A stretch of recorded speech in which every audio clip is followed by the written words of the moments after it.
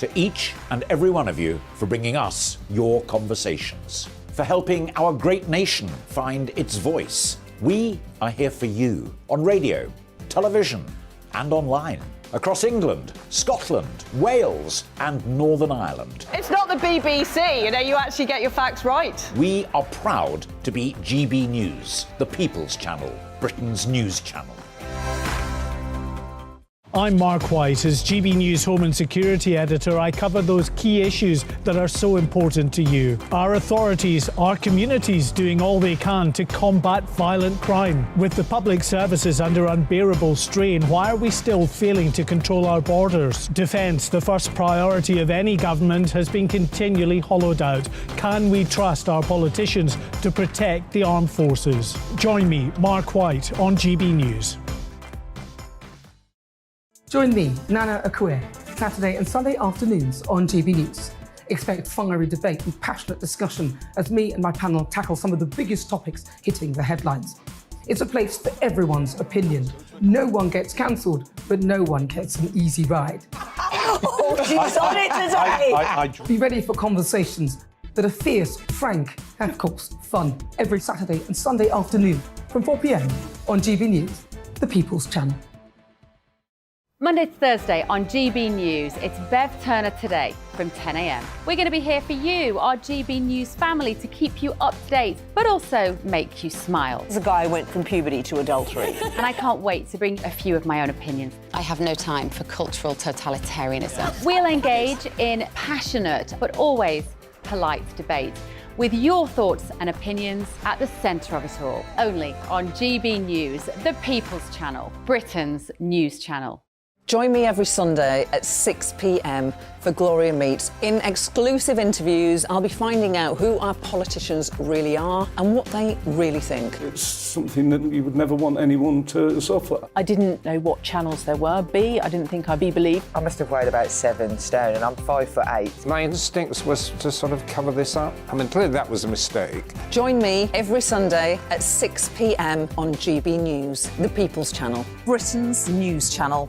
We are GB News, right across the nation. You can get us on television, on radio, on digital. We're absolutely everywhere. Amazing! You see, amazing! You remind me of me in the European Parliament. But here's the most important bit. We are not part of the mainstream establishment. We think and speak just like you do. We are the People's Channel. Magnificent. That's really, really thoughtful. Come and join us on GB News, the People's News Channel.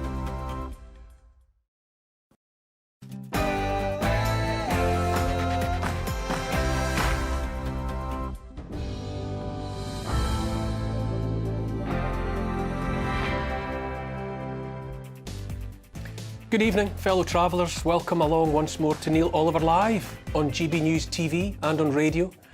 Tonight on the show, I'll be joined from America by Colonel Douglas McGregor, and he'll give us his view on the situation regarding the ongoing war in Ukraine. Also in America, a train carrying potentially dangerous chemicals derailed in Ohio. I'll be joined by an expert to assess the implications. We'll ask why the government has abandoned its investigation into the mass death of shellfish off the northeast coast of England, which has badly impacted the fishing industry in that part of the country.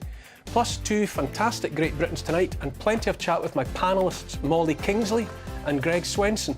But first, an update on the latest news from Tatiana Sanchez.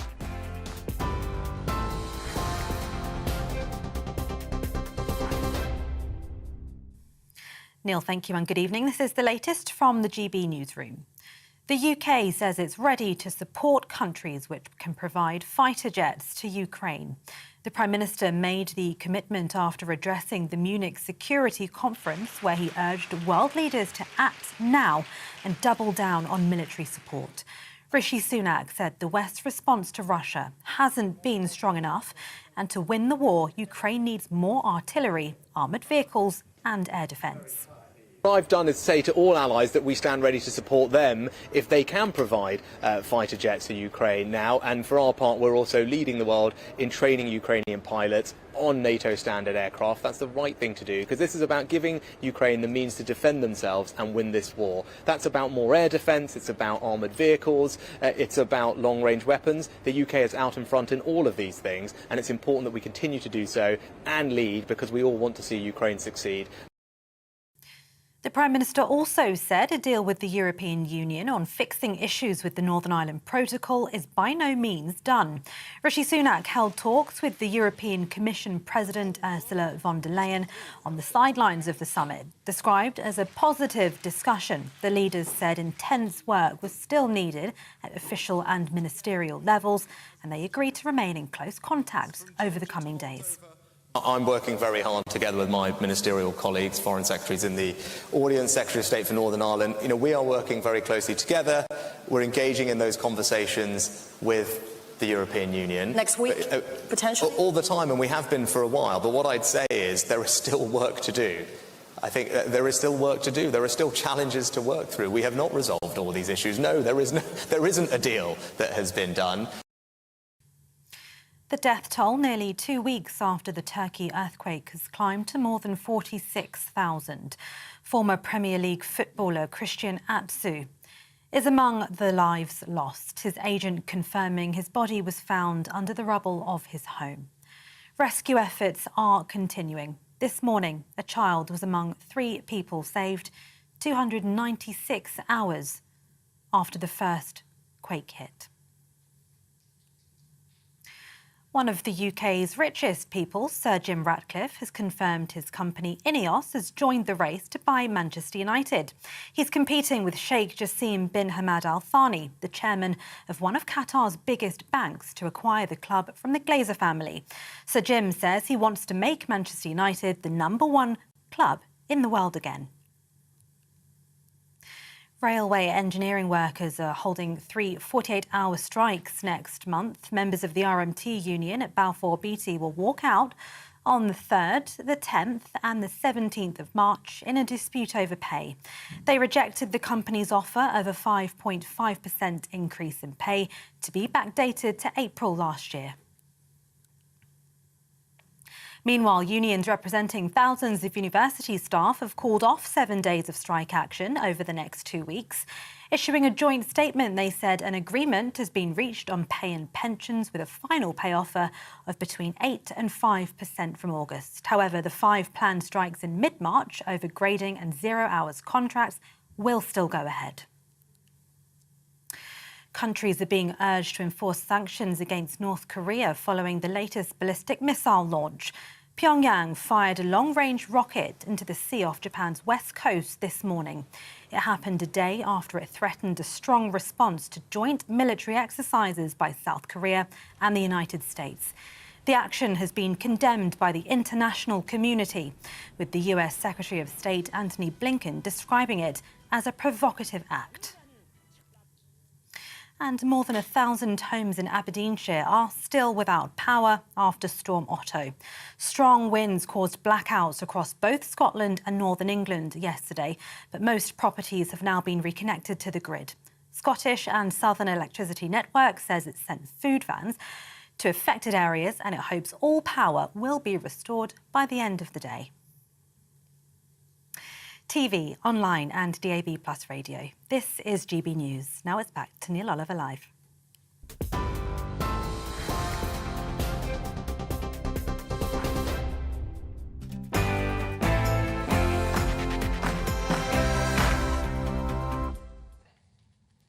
I don't think governments value human beings much anymore. Those we entrust with power, our own power, have long since stopped seeing their populations for what they are or could be, which is filled with potential, the potential of unique individuals with parts to play in society and service to offer their communities. More and more we're told there are too many of us alive in the world at the same time, using up the resources faster than they can be replaced and making a mess of everything we touch. The totalitarians and technocrats of the World Economic Forum like to dismiss the millions as useless eaters, surplus to requirements. That same WEF and its worshippers are infuriated by individuals who value national borders and sovereign nation states with unique heritage and ways of life, not to mention constitutions that declare the inalienable rights of all those pesky, uppity individuals with their own ideas about how to live a life. Instead, those self-worshipping would-be autocrats indulge fantasies of another utopia in which everything works exactly as they want it to, without the place just being cluttered with billions of people inclined to follow their own heart's desires. That every one of those human beings might be entitled to a decent life independent of the state as much as possible is, for the one world government devotees, only an obstacle to be overcome, a truth to be deleted. So useless are so many of us in their eyes, or very soon to be made useless by technology we're to be made powerless to resist, we should apparently be grateful to occupy unheated homes and eat plants and insects while we live out our spans within walking distance of our homes. I live in Stirling, a town in Scotland. Every day I speak to people, regular people, you know, people of every sort from all manner of walks of life. We talk about the mess we've been put in by our supposed leaders. Just as a for instance, we've been in the long process of doing up our house, and over the years we've got to know plumbers, electricians, plasterers, painters and roofers, just about every trade you can think of, one way or another. I don't know how to do the things they do, not a clue. My family needs every one of those skilled people, and on a regular basis. More and more now we talk with those clever, skilled people about the state of the nation. Together we share our disbelief about what has gone on these past few years and ask each other what is to be done to put it all right. Those folk and all the others of every sort have all the sensible, common sense ideas a community might need. Ideas born out of spending their days in the real world, made of the lives of other regular people, lives to which they make every day meaningful contributions courtesy of the skills of their hands, their determination to get on and make things better for themselves and others. The truth is, these people are essential. I could be wrong, but I very much doubt Bill Gates knows much about fixing the plumbing in a Victorian house. He got it all wrong with the so-called vaccines, I'd say, so God knows what a mess he'd make of the outlet for a family bathroom. Likewise, I don't suppose Klaus Schwab or Yuval Noah Harari of the WEF would be much help when it came to putting in an electrical ring main to power that house. Does either of them have any hands-on experience of maintaining an internal combustion engine, or are they just committed to eliminating what they don't even understand? Elon Musk is a dark horse, and nothing would surprise me about him, but I haven't actually heard him talk much about how to plaster walls and install a ceiling rose. He plans to go to live on Mars, but I don't know how good he'd be 3 stories up mending a leaky slate roof here on planet Earth. My father-in-law is a retired engineer. He's also, more importantly, a member of a critically endangered species, which is to say men who can do things. He started his training in coal mines. He can make and fix anything you can think of. He can strip down and rebuild to showroom condition any motorbike or car you might care to mention. I'm pretty sure you could take him to a World War II tank rusting in the African desert, and with some tools, oil and fuel, he'd get that started as well. He can build you a house from the foundations up and install all the services required. During the nearly 40 years I've known him, I've watched him at work countless times and wondered, seriously wondered what on earth I've been doing with my time. People who can make and do things, make and fix things are a wonder to me. They should be a wonder to everyone. As unique individuals, we have so much potential. Our so-called leaders would have us look elsewhere all the time. We have to fight what amounts to planned and choreographed decay and neglect, deliberate neglect that is a huge part of the harm inflicted on society. I look around at a society being bullied into thinking of people, themselves and others, as redundant, useless eaters, and I wonder how on earth we got to this point. For a start, when did we stop educating people to understand the truth of the world around them, how it works and how they might make a useful contribution to it?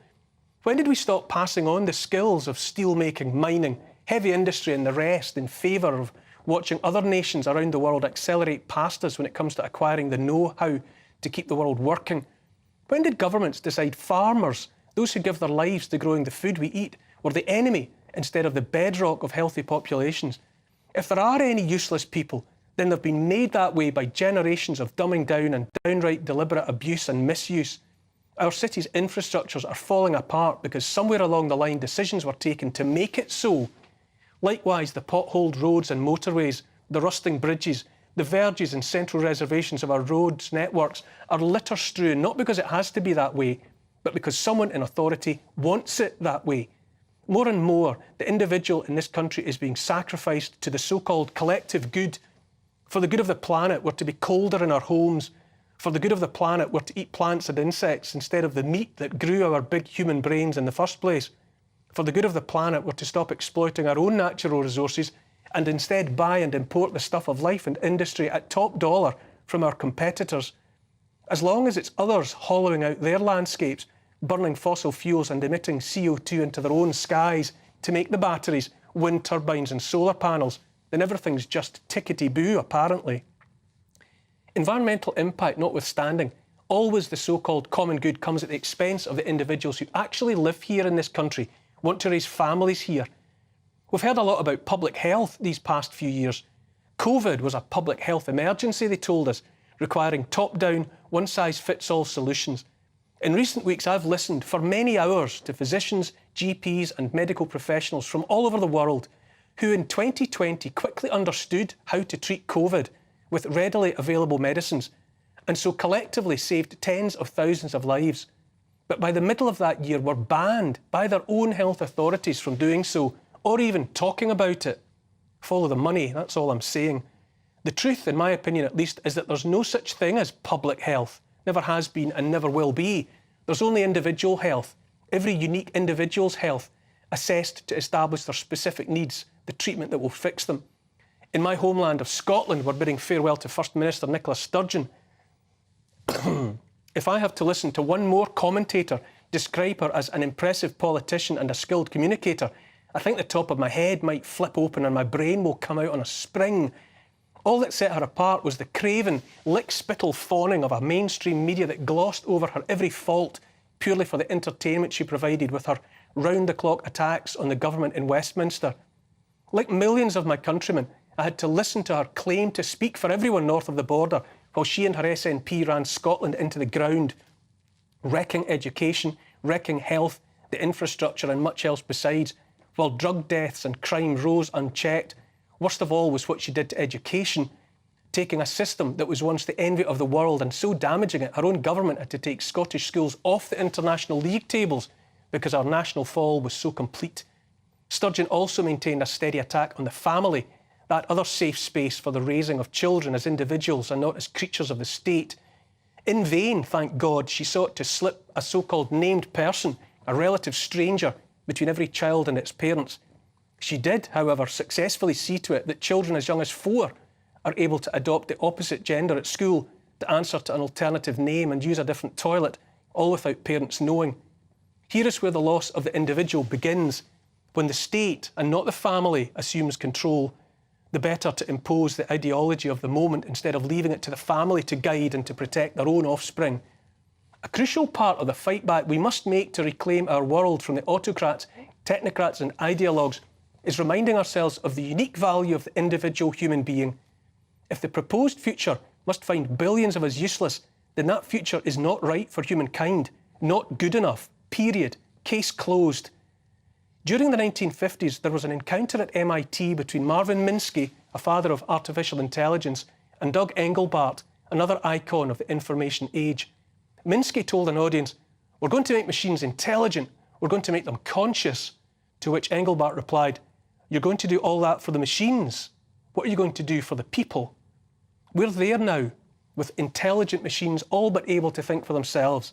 It's with this technology that an elite plans to make our species redundant in every way. Engelbart's question is therefore more urgent than before. Just what are they going to do for the people? And, much more importantly, crucially in fact, just what are we going to do for ourselves? Here's the thing. Our species is the most extraordinary creation of the universe. Inside our skulls, we're equipped with 3 pounds of rosy pink meat, able to conceive of and to seek to understand the infinity of the universe. As far as we know, we're unique in that universe. We have the wit and the skills to dream of travelling to the stars. We can do anything and everything, from smallest to greatest, that we set our minds to. And they dare to call us useless eaters.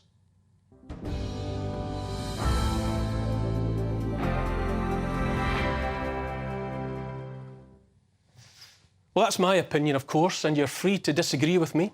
Keep your tweets and your emails coming throughout the show. You can email gbviews@gbnews.uk, and you can tweet me as well at GBNews, and I'll try to get to some comments later in the show. Joining me throughout the evening, Molly Kingsley, the author and co-founder of Us For Them, which campaigns for children's rights, and Greg Swenson, the chair of the Republicans Overseas UK. Good evening, both. Thank you for being here. Great to be here, Neil. Molly, I'll come to you first. Are we just dots on graphs now? Are the ones above us just treating us as a homogenous lump?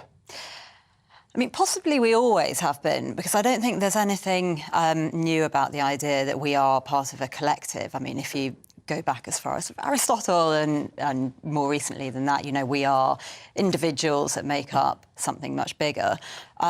I do think that what has happened in the last few years, particularly the last 2 or 3 years, is you have almost like a bastardisation of the common good due to the really huge and it seems increasingly obvious corrupting influences of, you know, big corporates, big pharma, big tech, big food.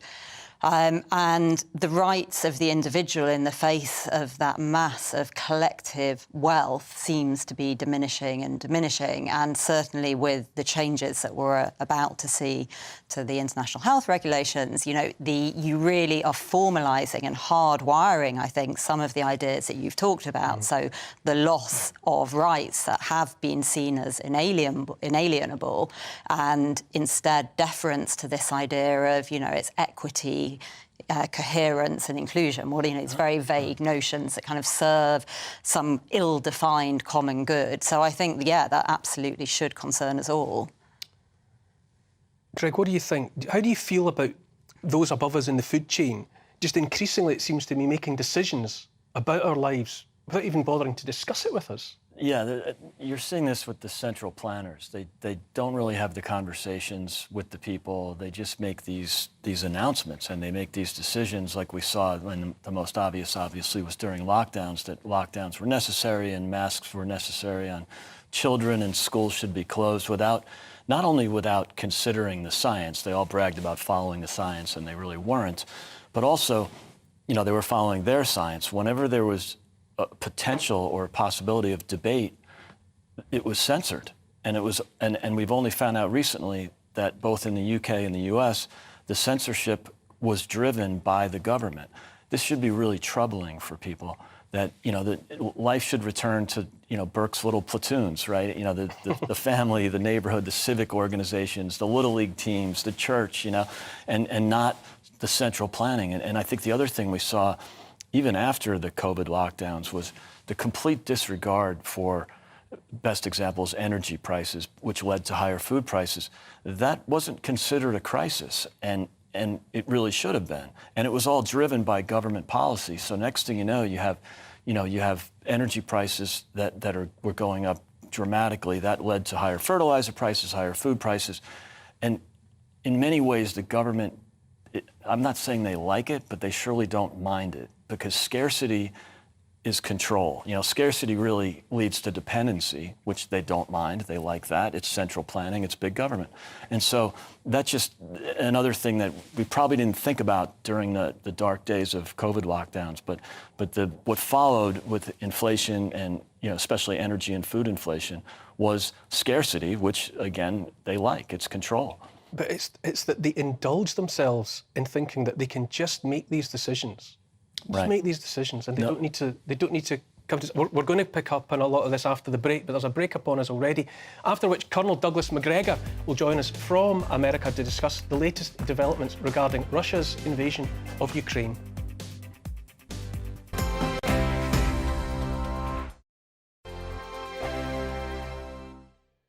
It's all about family, being in people's living rooms, all the interaction and getting to know who our viewers and listeners are. When I was young, my dad used to say, "Nana, stop arguing." I wanted an outlet that would enable me to give my opinion People are going through a really hard time right now, and I know that you don't feel like you're being listened to by the establishment. I came to GB News because it's the People's Channel, and I want the audience to have their say on the events of the day. We're dynamic. We do something different. Democracy shows that the wisdom of the nation is in its people.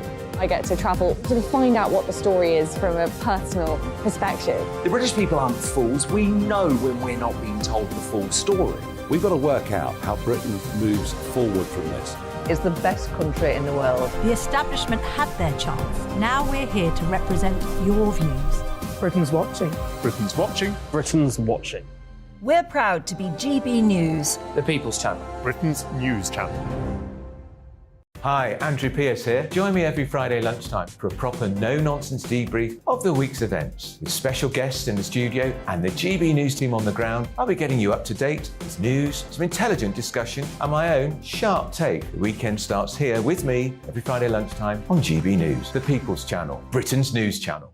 I'm Andrew Doyle. Join me at 7 o'clock every Sunday night for Free Speech Nation, the show where I tackle the week's biggest stories in politics and current affairs with the help of my two comedian panellists and a variety of special guests. Free Speech Nation, Sunday nights from 7 on GB News, the People's Channel, Britain's news channel. Join me, Patrick Christie's, Monday to Friday, 3 till 6. We tackle the day's news agenda like you've never seen before. It's high tempo, high octane, the most controversial topics, and the best guests. You will not be able to take your eyes and ears off it. I'm not afraid to ask the questions that you really want answered. 3 till 6 p.m, Monday to Friday on GB News, the People's Channel, Britain's news channel.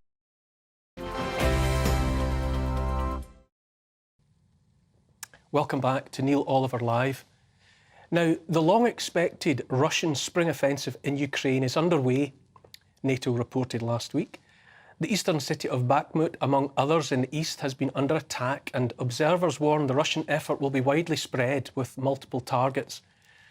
On the 8th of February, Ukrainian President Zelensky spoke in Westminster Hall and asked for British fighter jets for his pilots. Prime Minister Rishi Sunak and Labour leader Keir Starmer had earlier spoken in the Commons about their commitment to supporting Ukraine until victory is achieved. Just what are the prospects for the Ukraine in the days, weeks and months ahead? To consider that question is my next guest, retired US Colonel Douglas Macgregor, a decorated combat veteran and former advisor to the Secretary of Defence in the Trump administration. Good evening, Colonel. Thanks for joining me. Sure. First of all, Colonel, what is your assessment of the war in Ukraine at this time? Right now, you have in and around Ukraine roughly 700,000 Russian troops. The major body of these troops are located down in southern Ukraine and in western Russia. Most of these troops are new in the sense that they're mobilized or recruited, but they are all commanded by experienced combat veterans. In front of them right now are highly elite light infantry formations backed by massive strike assets, clearing the remaining areas through which these massive forces will shortly pass. It's almost finished, not quite. Bakhmut, which has been under attack for months and has literally bled the Ukrainian army white, is close to being annihilated. But other than that, most of these forces are ready to go. It's simply a question of when the general staff in Moscow gives the green light. And by the way, their targets for their missile strikes have changed dramatically. They've stripped away virtually all the remaining air defense that the Ukrainians have. Now, there are voices out there all around calling for greater involvement in Ukraine by NATO countries, almost up to and including boots on the ground and so on. How do you react to that? Well, I think we're suffering from a narrative that was promulgated early through the media by this ruling class that you've been discussing with your guests. And the ruling class has tried to convince everyone that Russia is the evil empire that is striking helpless Ukraine. In reality, we spent the last 8 years building up a force in Ukraine whose entire purpose was to attack and destroy Russia, focusing mainly on eastern Ukraine and then Crimea. The Russians saw this threat metastasizing and realized it was only a matter of time until American theater ballistic missiles and short-range missiles showed up in eastern Ukraine. And so they intervened. They intervened with the goal of convincing us that we should negotiate and that the Ukrainians should back down. We would not negotiate. In fact, we prevented the Ukrainians from negotiating, and we have insisted on this long war. Russia had to make a decision. Would it cut its losses and get out, or would it finish the fight? It couldn't cut its losses and get out because there's an existential threat in eastern Ukraine to Russia. So they've decided to annihilate it. And this phase of the operation is designed to effectively secure all the territory east of the Dnieper River. I imagine subsequent phases will move west of the river. How far they go and what they do will depend entirely on whether or not we finally recognize that we cannot help Ukraine win. We are not going to win this fight. The Russians will. Greg, how do you, bear with me, Colonel, while I bring in Greg Swenson, who's here in the studio with me. How do you react to what the Colonel is saying there, Greg? Well, I think what the Colonel's saying is in contrast to what we're hearing in the media. And so I'm not sure whether to believe the media and, because the idea that was promulgated, as Colonel McGregor said, was that the Russians are the invaders here and Ukraine are just defending their country. But that's, we just don't know what if this narrative that was developed by the media is true or not. There hasn't been any debate. And that's, I think, the biggest problem here is that the elites in both countries, in the U.S. and the U.K., decided right out of the gates that, this was the most important issue and we saw Mitch McConnell say this last week, this is the most important crisis for America. Meanwhile, there are much bigger problems in America than this one, as far as Americans are concerned. So there's some really different arguments here. Colonel McGregor, I'm sure you're listening to that. Also, I mentioned in my introduction to you that Rishi Sunak, the British PM, and Keir Starmer, the opposition leader, have committed to staying with Ukraine until victory. And there's now going to be fighter jets supplied to Ukraine, long-range missiles. What are the implications for NATO if Britain keeps, nudging closer and closer to what certainly sounds like war, direct war with Russia? Well, the English-speaking countries have fully embraced this false narrative about Russia and Ukraine. They staged the coup and installed a government in Kiev, which was, from its inception, fundamentally hostile and anti-Russian. The war that we're now witnessing was cultivated over many years, not just over the last 8. Certainly the deaths of 14,000 people in eastern Ukraine as a result of Ukrainian aggression against the Russians in their own country was part of it. But this has been a long-term process that has now put the Russians in the position of fighting an existential threat. For Russia, Ukraine's membership in NATO means that it becomes a permanent platform for attack against Russia. They will not tolerate that. They have no choice but to fight this to the finish. Most Europeans, I think, are completely disinterested in fighting this war. I'd be surprised if most people in Britain necessarily want conscription to be announced and tens of thousands or even hundreds of thousands of British troops to be sent to the continent to fight the Russians. I think the Russians will fight this to the bitter end, right up to the Polish border. And if we continue to fight from Poland, then Poland will become part of the war. This is a catastrophe for NATO. NATO is not going to survive this experience. It will crumble. That's already happening behind the scenes. And Germany, of course, sits at the center of all of this. And the Germans have absolutely no interest in a war with Russia any more than most of the rest of Europeans do. Molly Kingsley, listening to the Colonel there, do you feel that there's a whole massive part of this long and complicated story that we simply haven't been invited to know about, far less to discuss? Yeah, absolutely. I mean, it's been, I think, very conveniently painted as a simple black and white issue that actually it's become very difficult to argue against. Zelensky good, this hero, Putin terrible war criminal. Obviously, we're doing this, let's not debate it, let's not talk about it.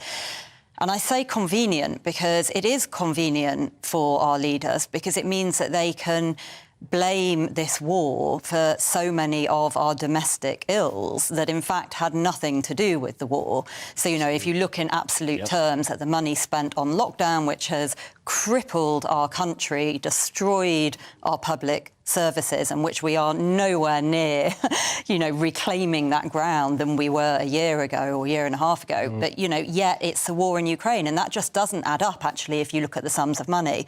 But it's painting it in black and white allows this cloak of, you know, obviously it's the right thing to do, it can't be argued against, and it's closing down the debate on it. And there needs to be debate because it's playing roulette with all our futures. Colonel McGregor, do you think we are? Do you think Europe is? Are we moving closer to, I hate to say it, but a World War III type scenario? Are we walking without the proper debate and involvement of the populations upon whom all this would impact, being informed and being invited to have an opinion? Well, there's been no debate in your country or in mine because the ruling elite controls everything. They control finance, they control the media, and they control the government. So there has been no debate. People have been presented with this false narrative and told, well, we have to go do this because Russia presents a great threat. The truth is that there was no threat from Russia whatsoever. And these people never bothered to point out that the Russians initially went in with very few forces in a very restrained manner. And this led people to conclude that the Russians were weak and incompetent, which of course was wrong. But they can't have it both ways. If Russia is weak and incompetent, it's no threat. Now, today, that's being reversed dramatically, and suddenly Russia is regaining its former military power faster than anyone anticipated. And the Russian economy is in infinitely better shape than yours and most of Europe's economies. So I think we're headed to something. I don't think it's World War III. I think we're going to watch, ultimately, as Europeans remove this ruling class from power across Europe and hopefully at some point in your country. And I think we'll see something similar here because the interests of the people are simply not represented. Colonel Douglas McGregor, retired. It's such an important conversation. I wish we had longer to spend on it, but thank you so much for your time this evening and bringing to bear your experience and your insight. Thank you so much.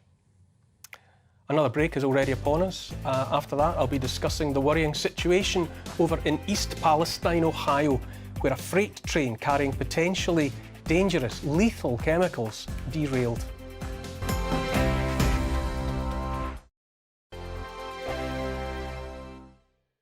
We are GB News, the People's Channel. And right across the United Kingdom. You can find us on Sky Channel 512. Virgin Media Channel 604. Freesat Channel 216. Freeview Channel 236. And YouView Channel 236. You can also take us with you on DAB+ radio. With the GB News app and at the website gbnews.uk. We're absolutely everywhere. Come join us on GB News, the People's Channel, Britain's news channel. Join me every Sunday at 6 p.m. for Gloria Meets. In exclusive interviews, I'll be finding out who our politicians really are and what they really think. It's something that you would never want anyone to suffer. I didn't know what channels there were. I didn't think I'd be believed. I must have weighed about 7 stone and I'm 5'8". My instincts was to sort of cover this up. I mean, clearly that was a mistake. Join me every Sunday at 6 p.m. on GB News, the People's Channel, Britain's news channel. Monday to Thursday on GB News, it's Bev Turner Today from 10 a.m. We're going to be here for you, our GB News family, to keep you up to date, but also make you smile. The guy went from puberty to adultery. And I can't wait to bring a few of my own opinions. I have no time for cultural totalitarianism. We'll engage in passionate, but always polite debate, with your thoughts and opinions at the centre of it all. Only on GB News, the People's Channel, Britain's news channel. Hello, I'm Michelle Dewberry, and you can join me every weekday 6 till 7 on Jubes and Kerr. You're an inspiration to us all. Clip that bit up. Well, you are. That's my ringtone. My political ambitions those days are gone, I can tell you. She's only teasing. Go on. He's probably going to want to lay down now. I'll give him 2 minutes to have one. Let's respectfully disagree. That's what we like on Jubes and Kerr. Come and join us. GB News, the People's Channel. Michelle Dewberry, weekday evenings at 6 o'clock.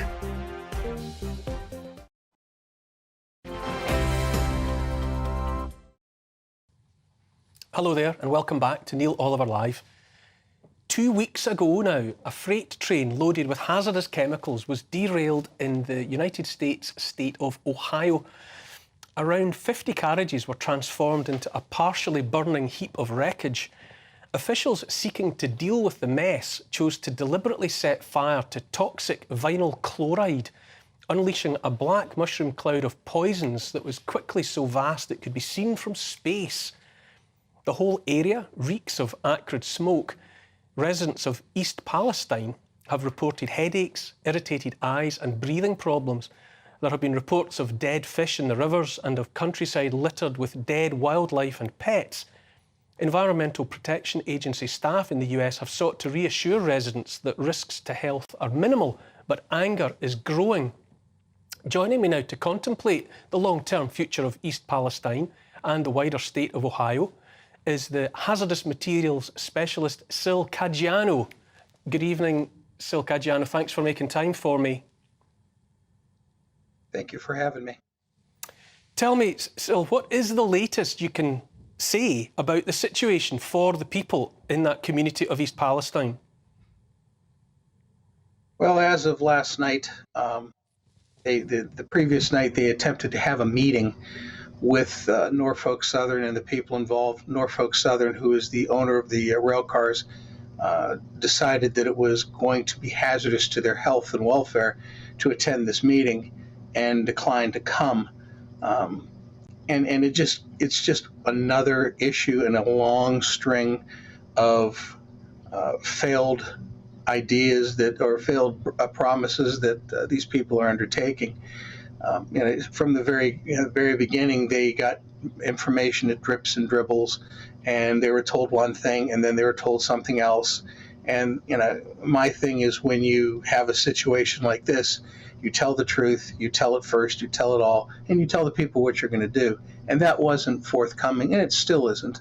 The governor of the state of Ohio has not declared that as an emergency site yet. However, the government has decided that they're going to send FEMA in anyway.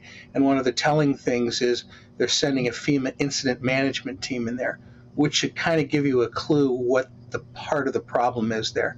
I think there's a lot of entities running around doing things, and they may or may not be in the interest of the people, but more in the interests of Norfolk Southern. So these people are aggravated. And they have the ongoing issues. They're getting skin rashes. There's chickens that are dying.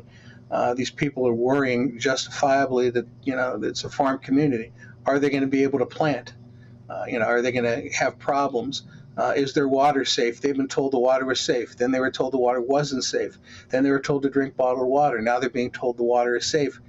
It doesn't build confidence when you have those kind of things going on.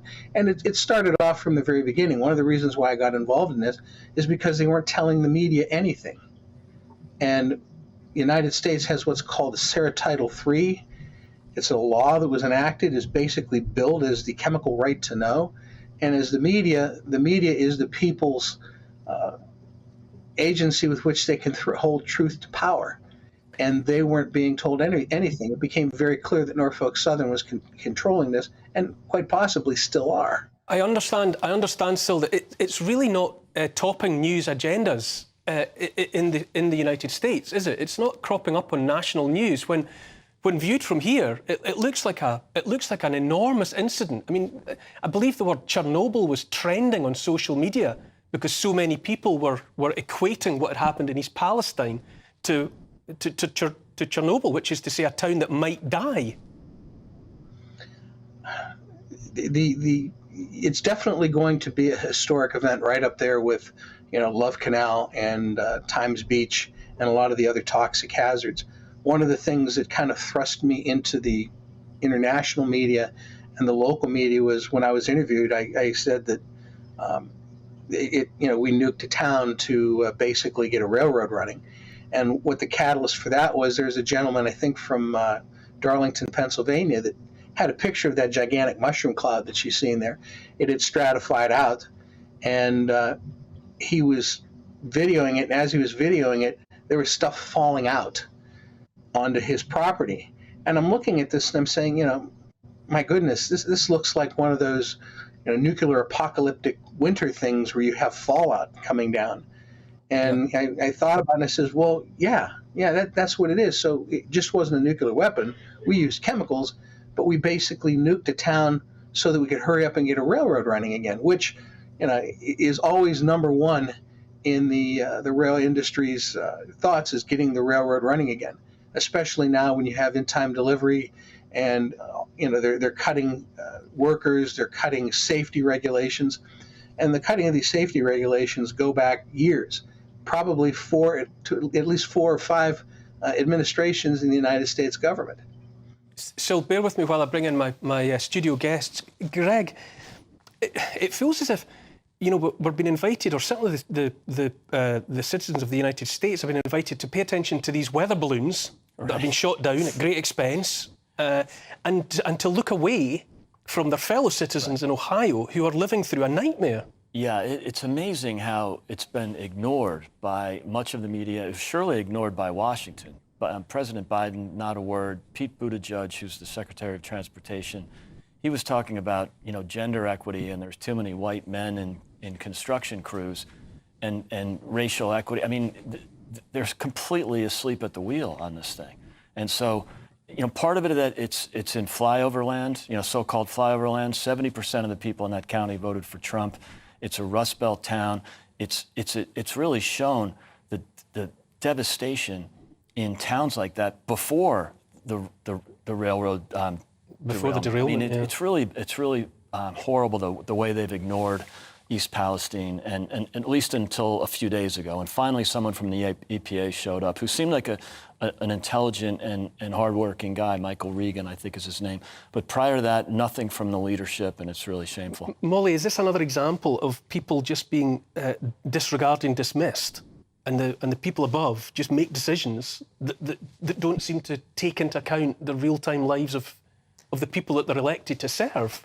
I think it's very interesting, this idea that you have fashionable causes and, things that happen at home, and we see it here as well, that just aren't sexy. It's not, we don't talk about it. So if you look at, going back to our last conversation, the amount of money that the Biden administration has given to Ukraine, that's $100 billion, and yet they haven't, sent FEMA in to Ohio. Like, this is insane. What about the people at home? And it seems odd that you wouldn't want the spotlight on that until you understand the backstory and history of, regulatory capture, which affects the EPA there. And, there are things that the federal government presumably wouldn't want coming out about the years of laxer and laxer oversight.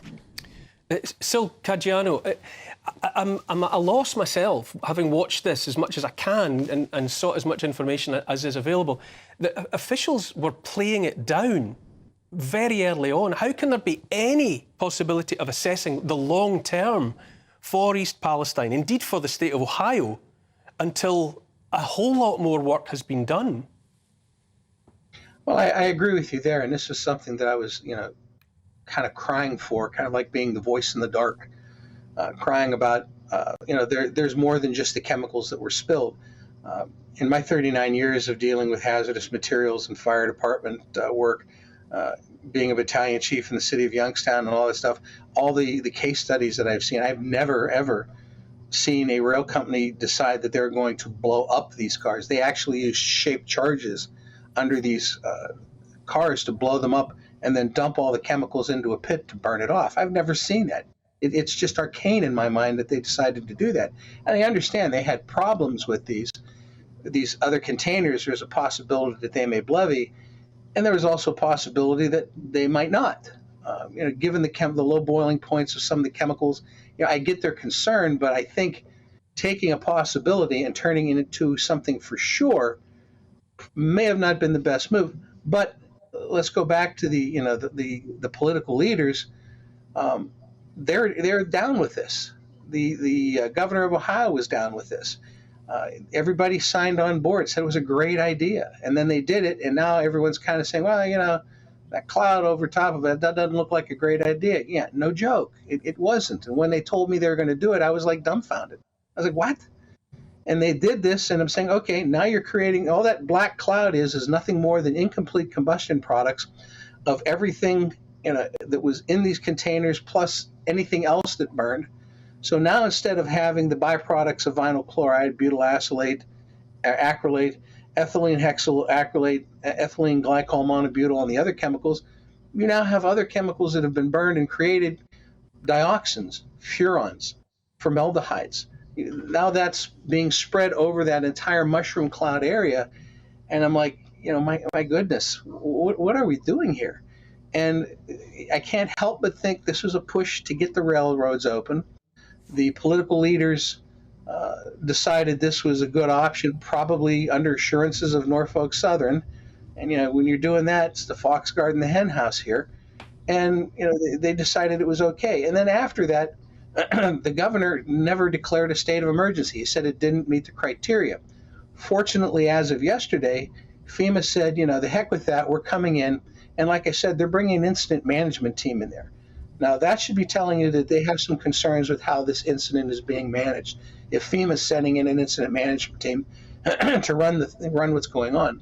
So hopefully things may get better, but long term, I think you're dealing with widespread contamination of the land. Everybody I know that has asked, I said, go get a baseline medical physical. If you're on well water, have a baseline test of your well water. Get some soil sampling if you're doing farming. Keep yourself safe, clean everything, and try to make this through. But for the people in East Palestine, even if they could clean everything up 100%, they're going to be a victim of some form of eco-terrorism where who'd want to go live there? You want to leave? You want to sell your house? Who's going to buy it? This town might end up being a write-off.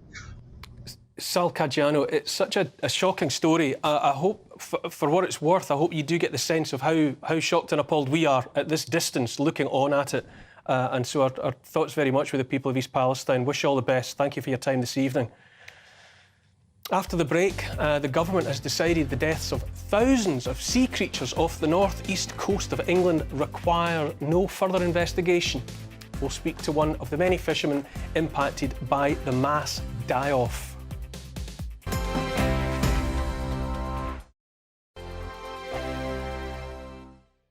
First and foremost, I'm a GB News fan, and I was before I was working here. Just love the fact that we're asking the questions that a lot of establishment media won't ask. With a bit of a twist, we not only want to inform you, but we want to keep you entertained. It's worth the drive because you get in and the team's all ready and waiting, they're itching to go, and it's a proper little family. GB News is the People's Channel. It's the audience that makes the programme sing. We're giving our viewers and our listeners a voice. I see the thousands of your letters, tweets, emails, you name it, coming in. Britain is broken.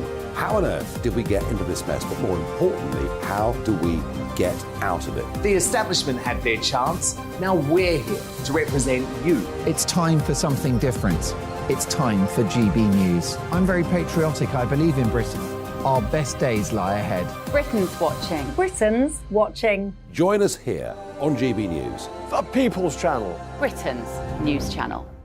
We are GB News, right across the nation. You can get us on television, on radio, on digital. We're absolutely everywhere. Amazing. You see, amazing. You remind me of me in the European Parliament. But here's the most important bit. We are not part of the mainstream establishment. We think and speak just like you do. We are the People's Channel. Magnificent. That's really, really thoughtful. Come and join us on GB News, the People's News Channel.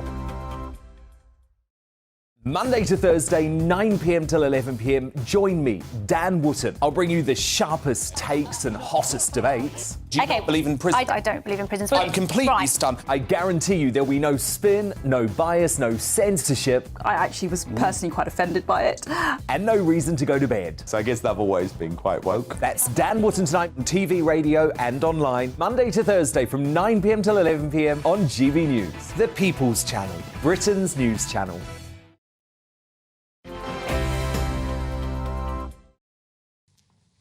Hello and welcome back. Now, a few weeks ago on Neil Oliver Live, we spoke to fishermen along England's northeast coast whose livelihoods had been destroyed by a mass die-off of crabs and lobster and other shellfish. Official explanations for the disaster, which started unfolding in late 2021, ranged from poisonous algal bloom to an outbreak of a new disease. But fishermen who've lost everything in the aftermath claimed the harm was done by dredging of the seabed, releasing buried toxins from the coal mining industry.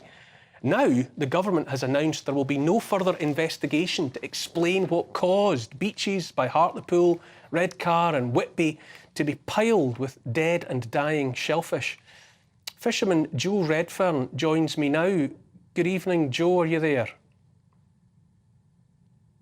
Hi there, good evening. Good to see you again, but so sorry about the circumstances in which it happens. When did you get this news of no more inquiry, and what was your reaction? Yeah, so we saw Teresa Coffey's letter when it came out last Friday, and you know, it's really disappointing. It was shocking to see. We feel completely let down by the letter and by the government.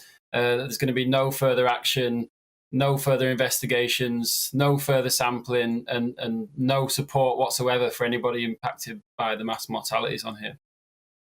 About the impact, you know, just describe again the extent to which people like yourself, fishermen like yourself, have been affected. What's the reality? Well, I'm a marine biologist in the region, and I represent a lot of the fishermen around here. So there's a lot of people that have been far worse impacted than me, who have their own boats. The first round of dredging impacted the inshore potting fleet. So they fish generally between the 0 and 3 miles out to sea. And that was a really drastic impact in 2021 and throughout 2022. And we're talking about 95% down in catch rates, lots of boats going up for sale, lots of people losing their crew, not being able to pay the bills and make ends meet. And what's happened over the last couple of weeks is a new round of dredging, which is now dumping further out to sea, so at the 6 mile dumping grounds, and that started to impact a different fishery. That's the prawn trawling fishery. And I was with some of the fishermen on Thursday this week, and they just reported a very similar sorry state of affairs that we experienced in 2021, where there's just nothing to catch. They're going out there and not even covering their fuel. And, you know, a lot of these guys are at rock bottom and just see no hope for the fishery in the future. Now, this dredging and the dumping of the spoil that you're talking about, this is for the Freeport. This major development that's going on. Do you feel that your industry, or do the fishermen feel that the industry there has just been sort of sacrificed? That, you know, it's been a price to pay, and there we go, and move on. Exactly that. Yeah. To be clear, the first round of dredging in October 2021 wasn't directly linked to the Freeport, although there was a lot of regeneration works going on in the Tees ports, demolition works to make way for the Freeport, and removal of piles, and then a big dredging operation in the Tees Channel.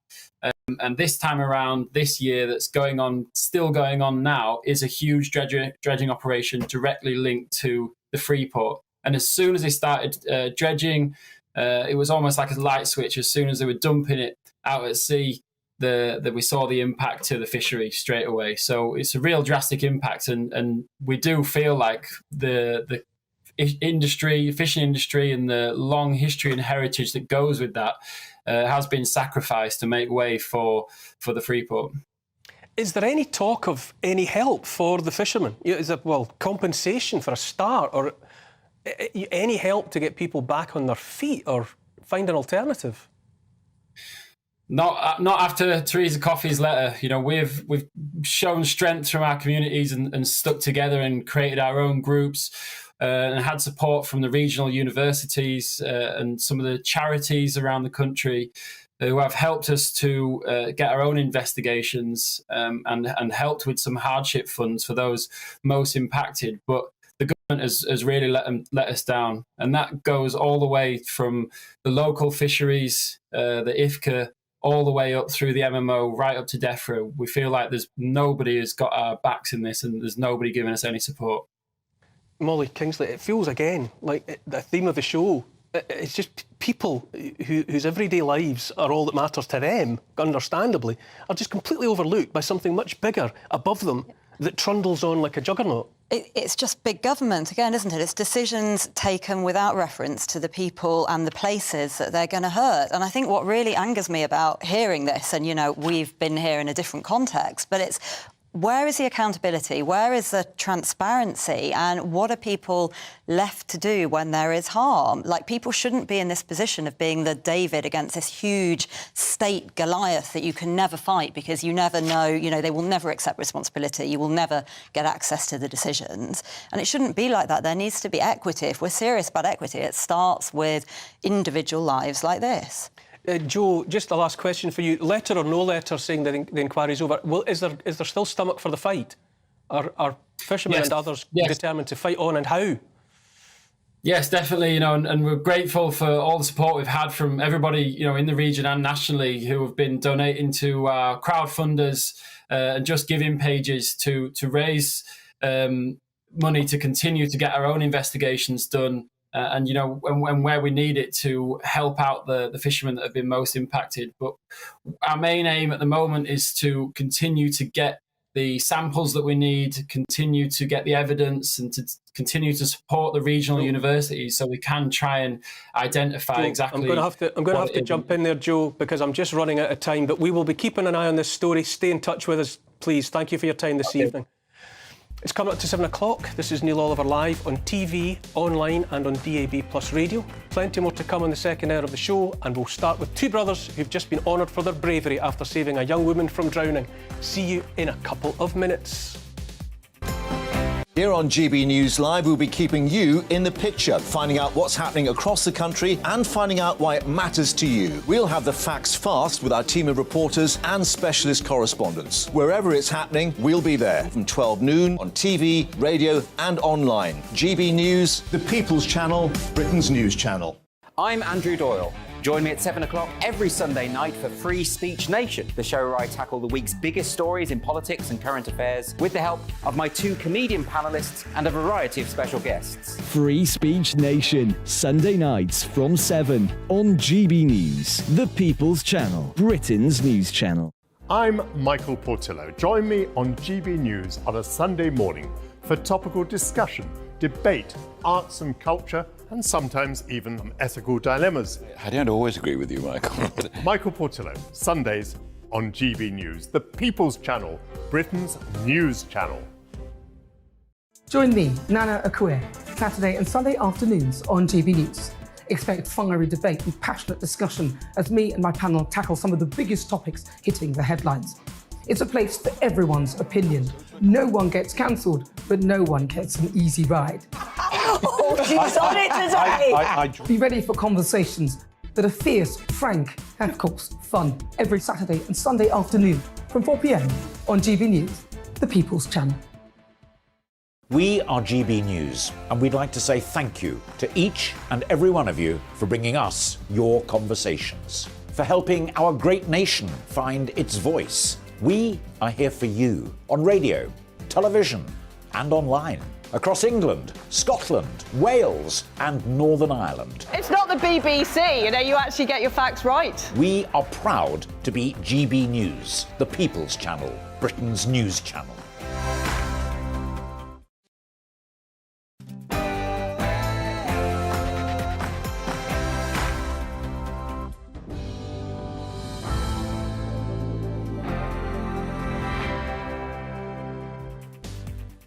Good evening, fellow travellers. Welcome back to Neil Oliver Live on GB News TV and on your wireless set. Tonight, on the second hour of the show, I'll be meeting two Great Britons, a pair of brothers who've been honoured for their bravery after saving a 15-year-old girl from drowning. I'll be talking to the writers of a short film called A Day with Anxiety, which examines mental health issues and has been entered at all the major film festivals. I'll be speaking to the local archaeologist who has found a record-breaking dinosaur footprint on the Yorkshire coastline. And I'll be joined by a weather expert to discuss the bolt of lightning which struck the Christ the Redeemer statue in Brazil. plus plenty more from my lovely panel, Molly Kingsley and Greg Swenson. But first, of course, an update on the latest news from Tatiana Sanchez.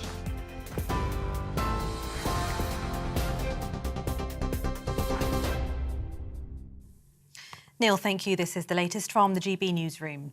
The UK says it's ready to support countries which can provide fighter jets to Ukraine. The Prime Minister made the commitment after addressing the Munich Security Conference, where he urged world leaders to act now and double down on military support. Rishi Sunak said the West's response to Russia hasn't been strong enough, and to win the war, Ukraine needs more artillery, armoured vehicles and air defence. What I've done is say to all allies that we stand ready to support them if they can provide fighter jets to Ukraine now. And for our part, we're also leading the world in training Ukrainian pilots on NATO standard aircraft. That's the right thing to do, because this is about giving Ukraine the means to defend themselves and win this war. That's about more air defence, it's about armoured vehicles, it's about long-range weapons. The UK is out in front in all of these things, and it's important that we continue to do so and lead, because we all want to see Ukraine succeed. The Prime Minister also said a deal with the European Union on fixing issues with the Northern Ireland Protocol is by no means done. Rishi Sunak held talks with the European Commission President Ursula von der Leyen on the sidelines of the summit. Described as a positive discussion, the leaders said intense work was still needed at official and ministerial levels, and they agreed to remain in close contact over the coming days. I'm working very hard together with my ministerial colleagues, foreign secretaries in the audience, Secretary of State for Northern Ireland. We are working very closely together.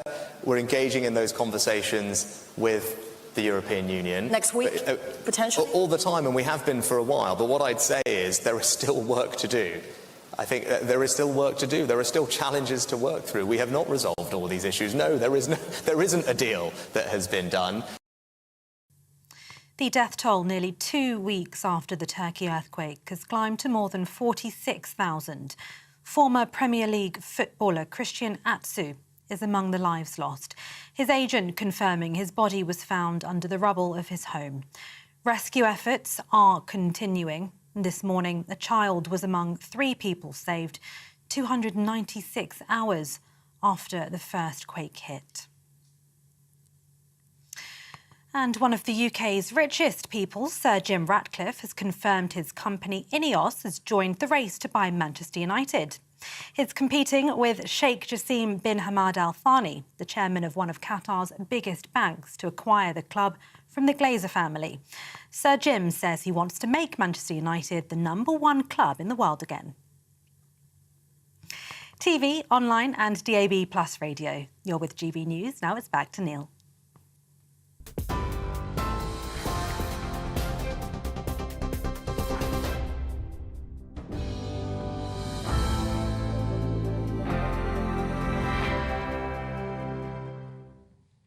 Thank you for all that, Tatiana.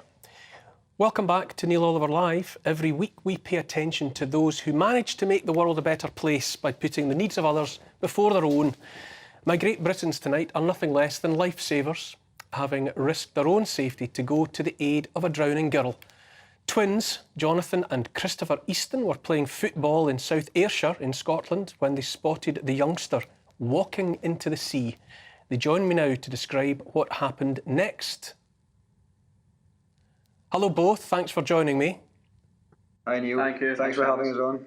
No, great. It's a treat to lift the evening by hearing from people who've actually done something so positive.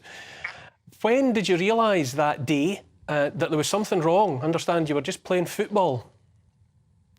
Yeah, so we're down near beach playing some football with our friends, and we just saw a young girl, fully clothed, walking along the beach, which at first we didn't think anything of it. It was like a warm summer's night, so it wasn't unusual. And then she looked quite distressed and started to walk into the water, and then started to get further out. So we started to walk down to the beach to see what was happening. We met 2 other girls who were standing at the beach who we thought were perhaps our friends. And when we got closer, we realised the girl was in trouble. So we stripped off our clothes and began to swim out to where we saw the girl. When we were swimming out, the girl just disappeared underwater. So we just started to swim to where we last saw her. And thankfully, when we got out to roughly 200 metres out to sea, the girl appeared back on the surface of the water, but she was unconscious. So we grabbed her and began swimming back to shore. We were then helped with our friends to pull her onto shore. And by then the Coast Guard had arrived and they took over. And thankfully, from putting the girl in recovery positions and opening her airway, she regained consciousness and started to communicate with us. And Jonathan, did you find out what it was? Did you find out the girl's story, what had caused her to do what she did that day? Well, we are led to believe that she did happen to unfortunately struggle with some mental health issues. We've not heard too much since, but I do believe that she is definitely getting better and getting the help that she obviously needed and wanted. And had either of you had previous experience of, the kind of things that you're supposed to know how to do when it comes to, life-saving in the water? Did you know CPR, and did you have an idea about what immediately to do for the best? To be honest, we hadn't had any previous experience of like CPR or anything like that. So it was just, I think, in the moment, the adrenaline took over in terms of going out to the sea and swimming to get her. And then thankfully, when we got back to shore, one of our friends who met us on shore was training to be a doctor.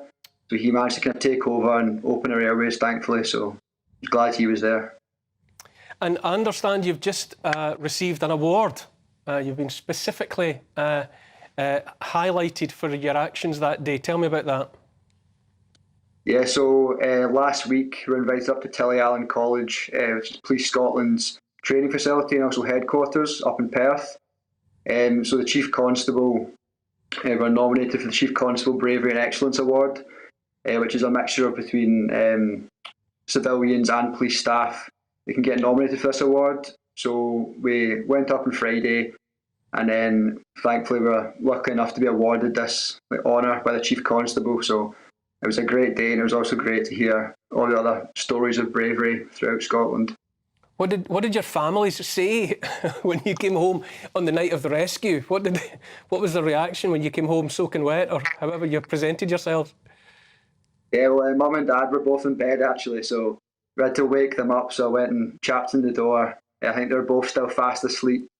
I think my first words were just, "I've been in the sea."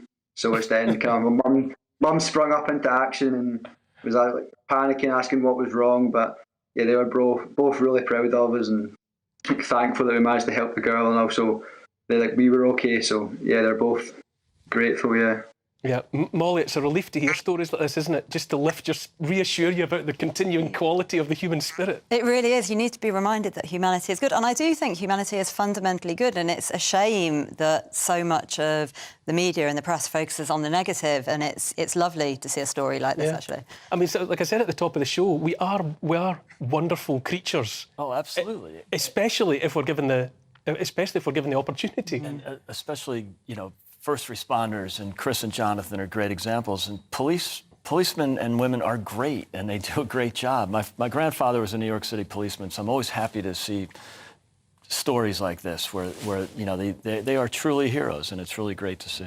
Yeah, and great to see they were rewarded for it. I think Chris and Jonathan, I think your connection to us dropped out momentarily there, but I believe you're back. Yeah, we're back. Good to see you. And whose company did you find yourselves when you got the award? Who else was getting commendations of a similar sort?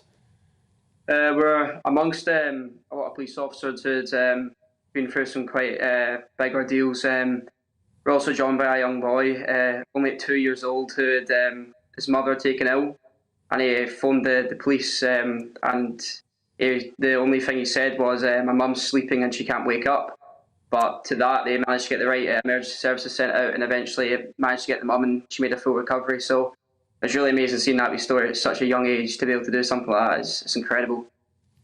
And Chris, good to be in company like that. Good to hear stories, I'm sure, for you, because we're living through these uncertain, anxiety-laden times. And it must have been good to be in company with people who'd been able to and had done, given important service to their fellow man.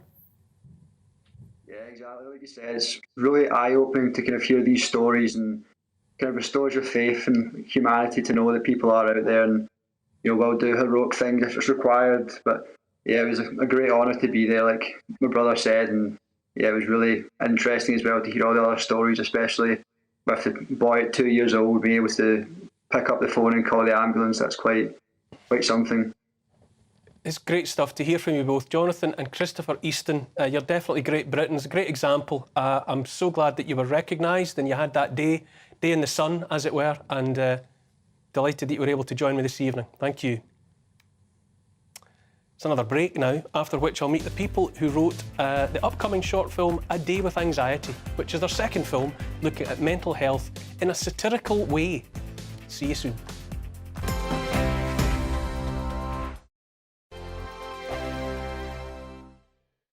It's all about family, being in people's living rooms, all the interaction and getting to know who our viewers and listeners are. When I was young, my dad used to say, Nana, stop arguing. I wanted an outlet that would enable me to give my opinion.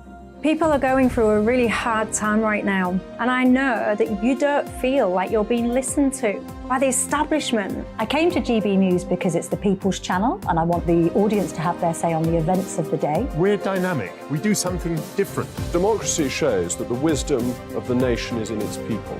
I get to travel to find out what the story is from a personal perspective. The British people aren't fools. We know when we're not being told the full story. We've got to work out how Britain moves forward from this. It's the best country in the world. The establishment had their chance. Now we're here to represent your views. Britain's watching. Britain's watching. Britain's watching. We're proud to be GB News. The People's Channel. Britain's news channel. Monday to Thursday, 9 p.m. till 11 p.m. Join me, Dan Wootton. I'll bring you the sharpest takes and hottest debates. Do you not believe in prison? I don't believe in prisons. I'm completely Right. stunned. I guarantee you there'll be no spin, no bias, no censorship, I actually was personally quite offended by it.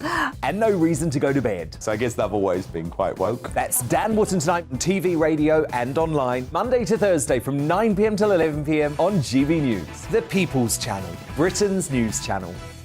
Hello, I'm Michelle Dewberry, and you can join me every weekday 6 till 7 on Jubes and Kerr. You're an inspiration to us all. Clip that bit off. Well, you are. That's my ringtone. My political ambitions those days are gone, I can tell you. She's only teasing. Go on. He's probably going to want to lay down now. I'll give him 2 minutes to have one. Let's respectfully disagree. That's what we like on Jubes and Kerr. Come and join us. GB News, the People's Channel. Michelle Dewberry, weekday evenings at 6 o'clock. I'm Simon Evans. Join me on GB News for Headliners at 11 p.m. What's the scoop? I'll be joined by 2 of the country's top comedians. That's right. As we take a look at tomorrow's newspapers tonight. We're going to get into trouble. If it's a big story, we'll be covering it. Spill some tea on him. There we go. But we'll also have some fun. I wouldn't stick up a bank. My father didn't love me. So anyway. Headliners every night from 11 on GB News, the People's Channel, Britain's news channel. We are GB News, the People's Channel. And right across the United Kingdom. You can find us on Sky Channel 512. Virgin Media Channel 604. Freesat Channel 216. Freeview Channel 236. And YouView, Channel 236. You can also take us with you on DAB Plus Radio. With the GB News app and at the website gbnews.uk. We're absolutely everywhere. Come join us on GB News, the People's Channel, Britain's news channel. On Mark Dolan tonight, we kick off at 8 with the People's Hour, in which I take your video calls on the big stories of the day. After 9, in my big opinion, the scandal of the cricket authorities letting an adult biological man identifying as female play against 12-year-old girls. Sometimes I think the West deserves to fall. In my take at 10, woke idiots are rewriting the classic works of Roald Dahl in a story that even he couldn't make up. Plus top US journalist Kinsey Schofield, my all-star panel and tomorrow's papers. See you at 8.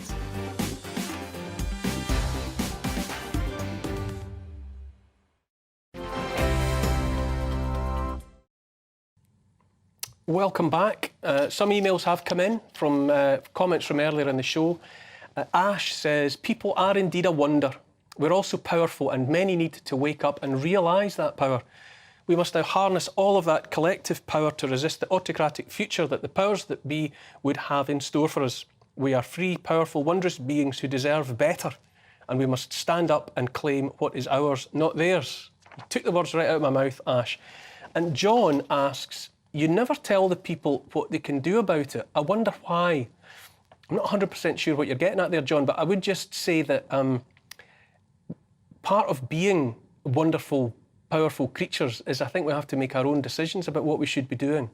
You know, we can inform and we can put ideas out there, but I think it's up to each and every one of us to come up with our own ideas about how best to fight back and reclaim what we've lost. But as I say, I'm not quite sure what you're getting at there, John. Anyway, moving on, my next guests this evening have made a film to inspire a greater understanding of the perennial and debilitating problem of anxiety. Anxiety blights the lives of, goodness knows, hundreds of millions of people worldwide. I sometimes think being anxious is part of the human condition and that we all suffer with it from time to time. But hopes are high that the 20-minute film due to feature at the Cannes Film Festival and tipped for BAFTA success will stimulate debate and conversation about the topic. The film is in the final edit, but the first production by the same writers, A Day with OCD, was widely praised. Let's have a look. If I have too many foods of the same colour, you bet the colour won't be on my plate tomorrow. Hell no. I had way too many greens yesterday, so I'll be sticking to my yellows today. You see, not everyone around me gets it. Some people think I'm just weird or a little bit autistic. My dad thinks I'm gay. Yep. I told him I had OCD and he thought I meant LGBT. There we go, just a taste there. Single mum Lily Bailey and actress Sam Crilly co-wrote the short movies as part of a series drawing attention to mental health issues, and they join me now. Hello, both. Hi. Is the struggle with anxiety close to both of your hearts? Yeah, in very different ways, actually. I actually suffer from OCD, and I found that OCD is very driven by anxiety. OCD being? OCD, obsessive compulsive disorder. Yes. And I find anxiety within that. It's kind of the glue that holds it together, whereas you have... Yeah, so mine is sort of generalised anxiety. So, like, for example, I overthink everything. So if I've got something coming up, my mind will give me 1,000 different scenarios of what could possibly go wrong in that moment. Yeah. It's highly unlikely that anything would go wrong, but my mind will always tell me, what if this happens, or what if that happens? How did you come together as a writing partnership? So I was heavily involved in the first one on the production side. Sam was the co-writer of the first one. And when we decided that we wanted to make more of them, you asked if I would like to co-write, and obviously suffering with anxiety myself, it was sort of, I already knew Sam was a really incredibly talented writer, so it was a no-brainer for me, yeah. OCD, how does that manifest? What do you find yourself doing?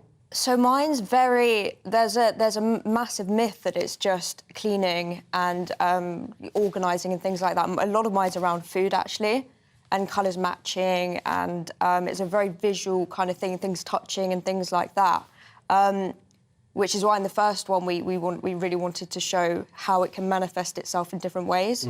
So yeah, my OCD isn't what a lot of people think it is. They're quite surprised when I say what it is.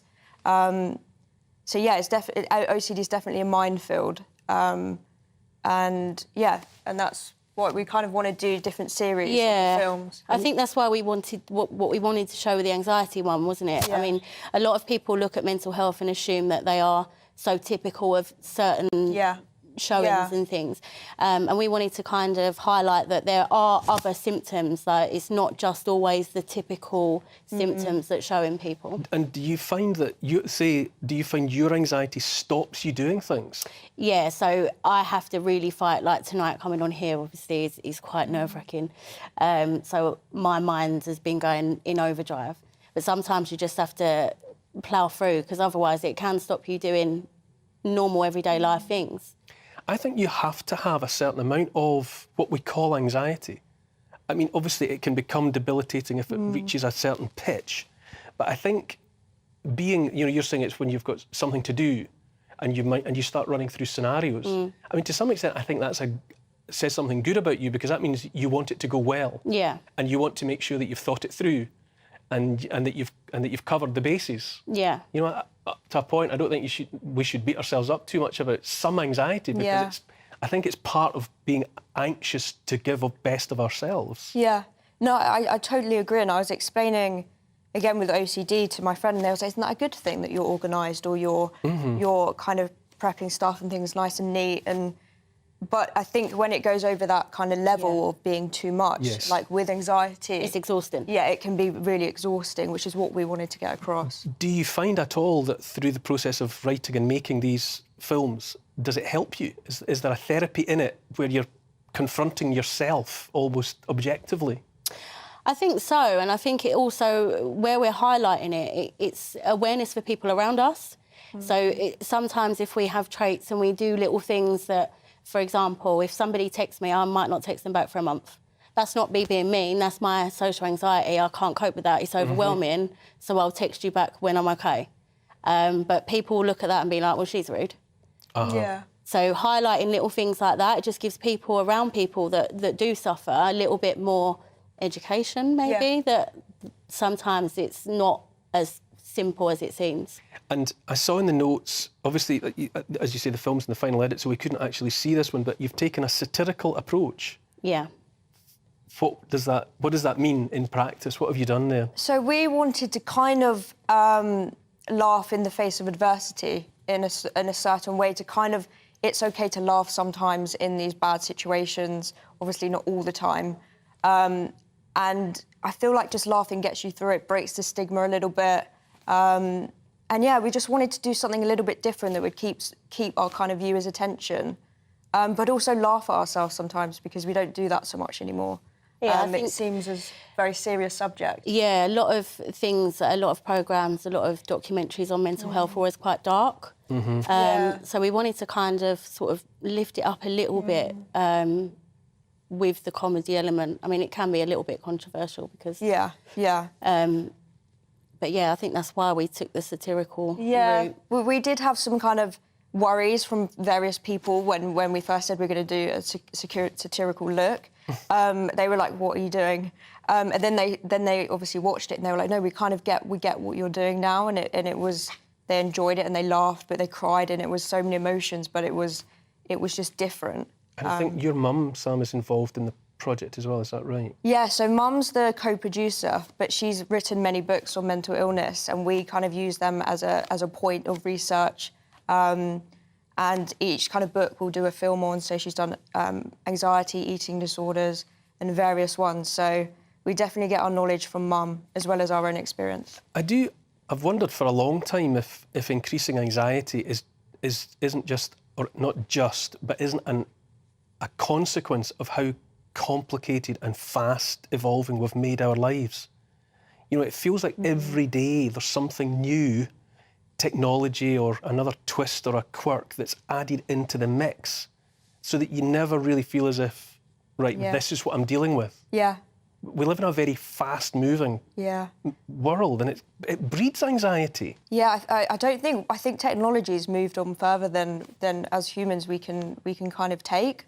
We have no time of just downtime, of quiet, which is why I'm really bad at texting as well. Yeah. Sometimes you just want to sit in a room and just be quiet, but it's just there all the time. And I don't think we can keep up with it. It's moving so quickly. I know I'm not alone in observing this, but I was travelling here. I travel down here on a Friday, and so I'm on train platforms and in tube trains and whatever, and every single person is just watching their phone.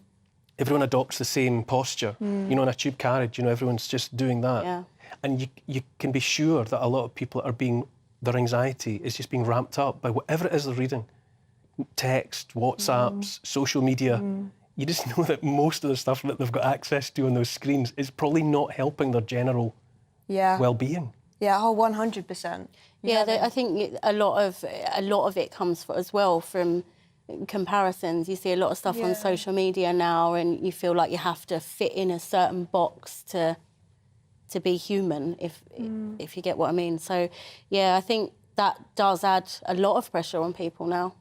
And very much on the upside, talk of Cannes and BAFTAs. That's positive. You must be you must be thrilled about the opportunities that all of that presents. Oh yeah, yeah, it's a bit crazy, really. Yeah. It's not. We didn't for one second expect it to sort of go as crazy as it has done. The objective of it in the first place was just to educate people and highlight it. But yeah, it's sort of gone into a different direction than what we expected it to. But we'll take it. But it's a unifying topic. Yeah. As soon as you came in, I knew anxiety. I thought, well, I can definitely engage with that because I get it.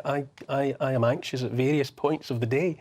It's just a part of my life, and so I think it's something that we can find common ground with. Yeah. And it reminds us that we're all just the same human animals. Yeah. And we're subject to the same pressures and stresses. Lily and Sam, thank you so much for coming in. Thank you. That's been really good, and all the very best of success with the film. Thank you.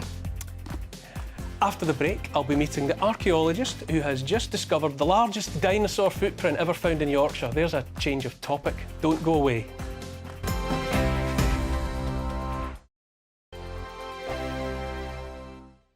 We are GB News, and we'd like to say thank you to each and every one of you for bringing us your conversations, for helping our great nation find its voice. We are here for you on radio, television, and online, across England, Scotland, Wales, and Northern Ireland. It's not the BBC, you actually get your facts right. We are proud to be GB News, the People's Channel, Britain's news channel. I'm Mark White. As GB News Home and Security Editor, I cover those key issues that are so important to you. Our authorities, our communities doing all they can to combat violent crime. With the public services under unbearable strain, why are we still failing to control our borders? Defence, the first priority of any government, has been continually hollowed out. Can we trust our politicians to protect the armed forces? Join me, Mark White, on GB News. Join me, Nana Akue, Saturday and Sunday afternoons on GB News. Expect fiery debate and passionate discussion as me and my panel tackle some of the biggest topics hitting the headlines. It's a place for everyone's opinion. No one gets cancelled, but no one gets an easy ride. Oh, she's on it today! Be ready for conversations that are fierce, frank, and of course, fun. Every Saturday and Sunday afternoon from 4 p.m. on GB News, the People's Channel. Monday to Thursday on GB News, it's Bev Turner Today from 10 a.m. We're going to be here for you, our GB News family, to keep you up to date, but also make you smile. The guy went from puberty to adultery. And I can't wait to bring a few of my own opinions. I have no time for cultural totalitarianism. We'll engage in passionate, but always polite debate, with your thoughts and opinions at the centre of it all. Only on GB News, the People's Channel, Britain's news channel. Join me every Sunday at 6 p.m. for Gloria Meets. In exclusive interviews, I'll be finding out who our politicians really are and what they really think. It's something that you would never want anyone to suffer. I didn't know what channels there were. I didn't think I'd be believed. I must have weighed about 7 stone and I'm 5'8". My instincts was to sort of cover this up. I mean, clearly that was a mistake. Join me every Sunday at 6 p.m. on GB News, the People's Channel, Britain's news channel. We are GB News, right across the nation. You can get us on television, on radio, on digital. We're absolutely everywhere. Amazing! You see, amazing! You remind me of me in the European Parliament. But here's the most important bit. We are not part of the mainstream establishment. We think and speak just like you do. We are the People's Channel. Magnificent. That's really, really thoughtful. Come and join us on GB News, the People's News Channel.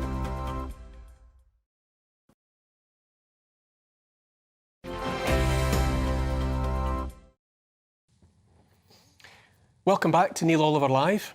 On Sunday, GB News will bring you an exclusive interview with Dave Penman, General Secretary of the 1st Division Association, a trade union for civil servants.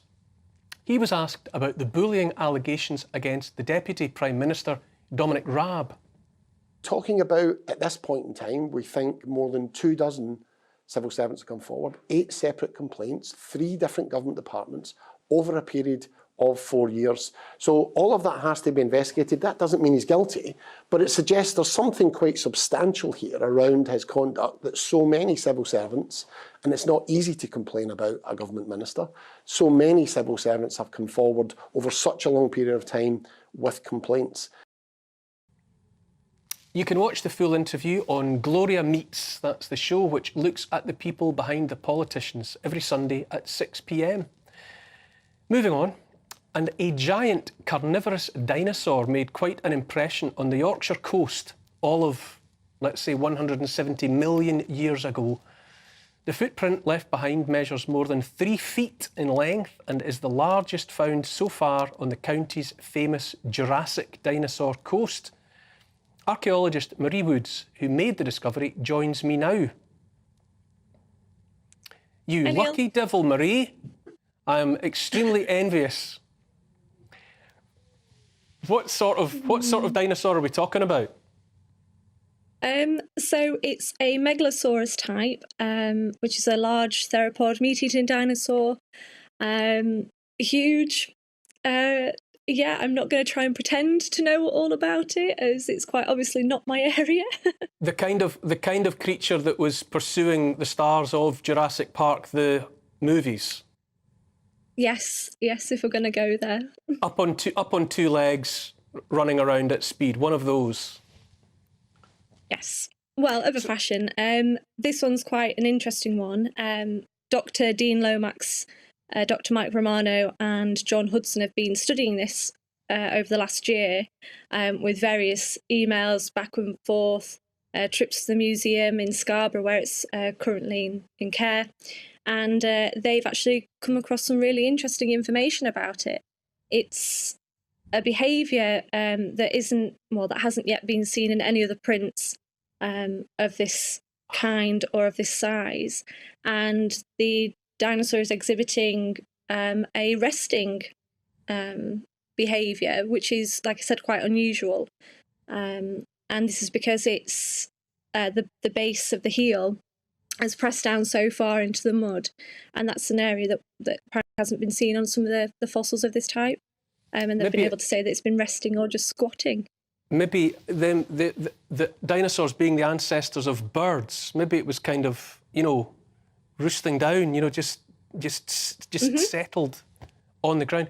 But talk us through the moment of discovery. We were just looking at images there of the print, which, to be quite frank, looks like something that's been created. It doesn't look real, but of course it is. But was it part of the bedrock, or was it on a separated boulder?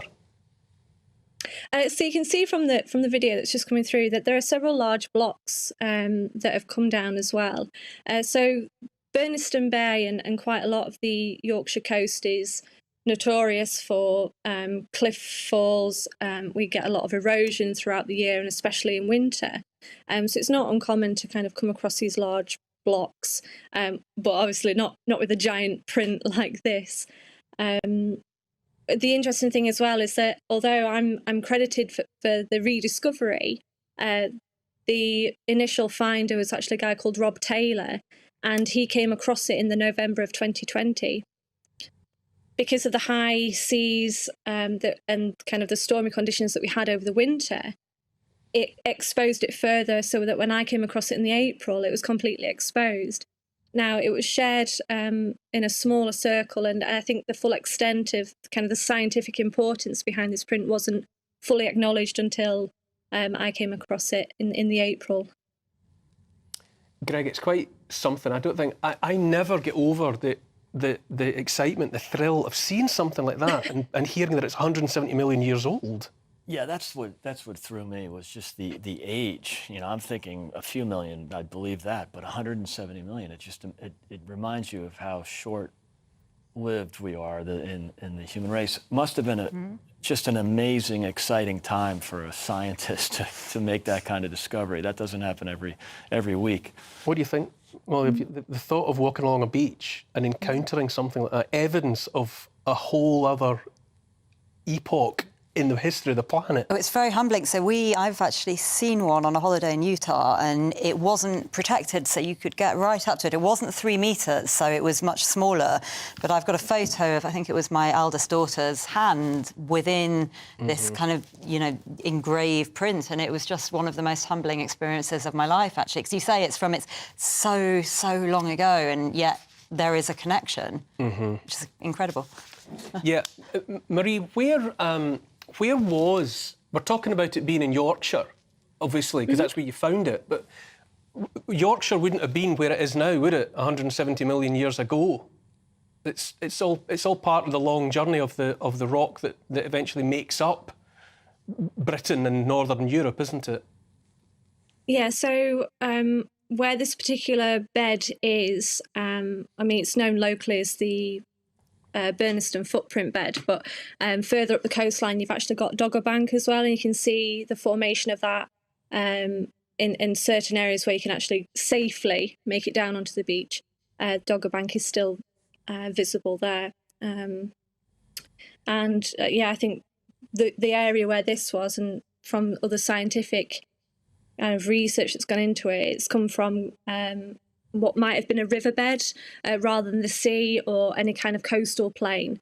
So that's been quite interesting to find out as well. And it just kind of formulates that story about, us being one part of a larger landmass. I think what affects me more than anything else is the idea that footprint is evidence of a single moment in a single day. We bandy about expressions like 170 million years ago, as though we can begin to conceive of what that even means. But even more intense and evocative somehow is the sense that footprint was made in a moment. That animal put its foot on that soft sediment and then lifted and went on and disappeared over the hill into history. And we get to see like a photograph of a moment 170 million years ago. Well, it is incredible, but I mean, if we kind of liken it to, some of the human footprints that have been left behind, in other coastal areas around the UK, I think for me as an archaeologist, it's not too dissimilar to thinking of it in those terms, even though they were probably created, hundreds of thousands of years ago instead of millions. But it is just that fantastic snapshot of that moment in time. Yeah, it's interesting you mentioned the human footprints. I've been out and have seen the recording of some of the fresh footprints at Goldcliff in South Wales, and that's have you seen those? Because no, those but a colleague that I know worked on those. Because those aren't that dinosaur footprint. Obviously, by a process had been turned into stone. But the footprints, the human footprints, like 8,000 years ago that they found at Goldcliff, are just the same soft footprints that they were when they were made 8,000 years ago. And also at Haysborough in Norfolk, when a few years ago now, a decade or so ago, there was a cliff fall and an area of ground was exposed beneath, and it was 950,000 years old. Footprints left by Homo antecessor. And again, soft as the day it was made, the moment it was made. These glimpses that we're about to see. It's mind-blowing, really, to think that these things, we can come across them and find them. And, I think as excited I was about this footprint, I think to find a human footprint would probably be more of my street, really. Greg, there's really no surprise, is there, that all kids, myself included, go through a period of dinosaur awareness. Complete obsession. I think every boy in America grew up obsessed with dinosaurs. And girls. And still do. They still do. My son, same deal. I mean, it's just an exciting part of developing their imagination, and it's really fascinating. It is that idea of opening their eyes to the idea, isn't it, Molly, that the world used to be a very, very different place and has been over and over again. Exactly, and that we are so transient. And yet our impact actually is increasingly not transient on the Earth. Is something I think that. Marie, is that footprint on display somewhere? Will it eventually be somewhere that the general population can go and see it? Yeah, so the week after it was recovered, it was donated jointly by myself and Rob Taylor to Scarborough Museums and Galleries. There is going to be a series of conservation works happening, hopefully over the next couple of months, with the, fingers crossed, the hope that it'll go on display as part of the Fossil Festival in June. Fantastic. Archaeologist Marie Woods, It's been an absolute pleasure to talk to you about that. I hope you can sense our excitement here in the studio about that discovery. Thank you for bringing it to us. Now it's another break, after which we'll learn more about the amazing moment when lightning struck the Christ the Redeemer monument in Rio de Janeiro in Brazil last week.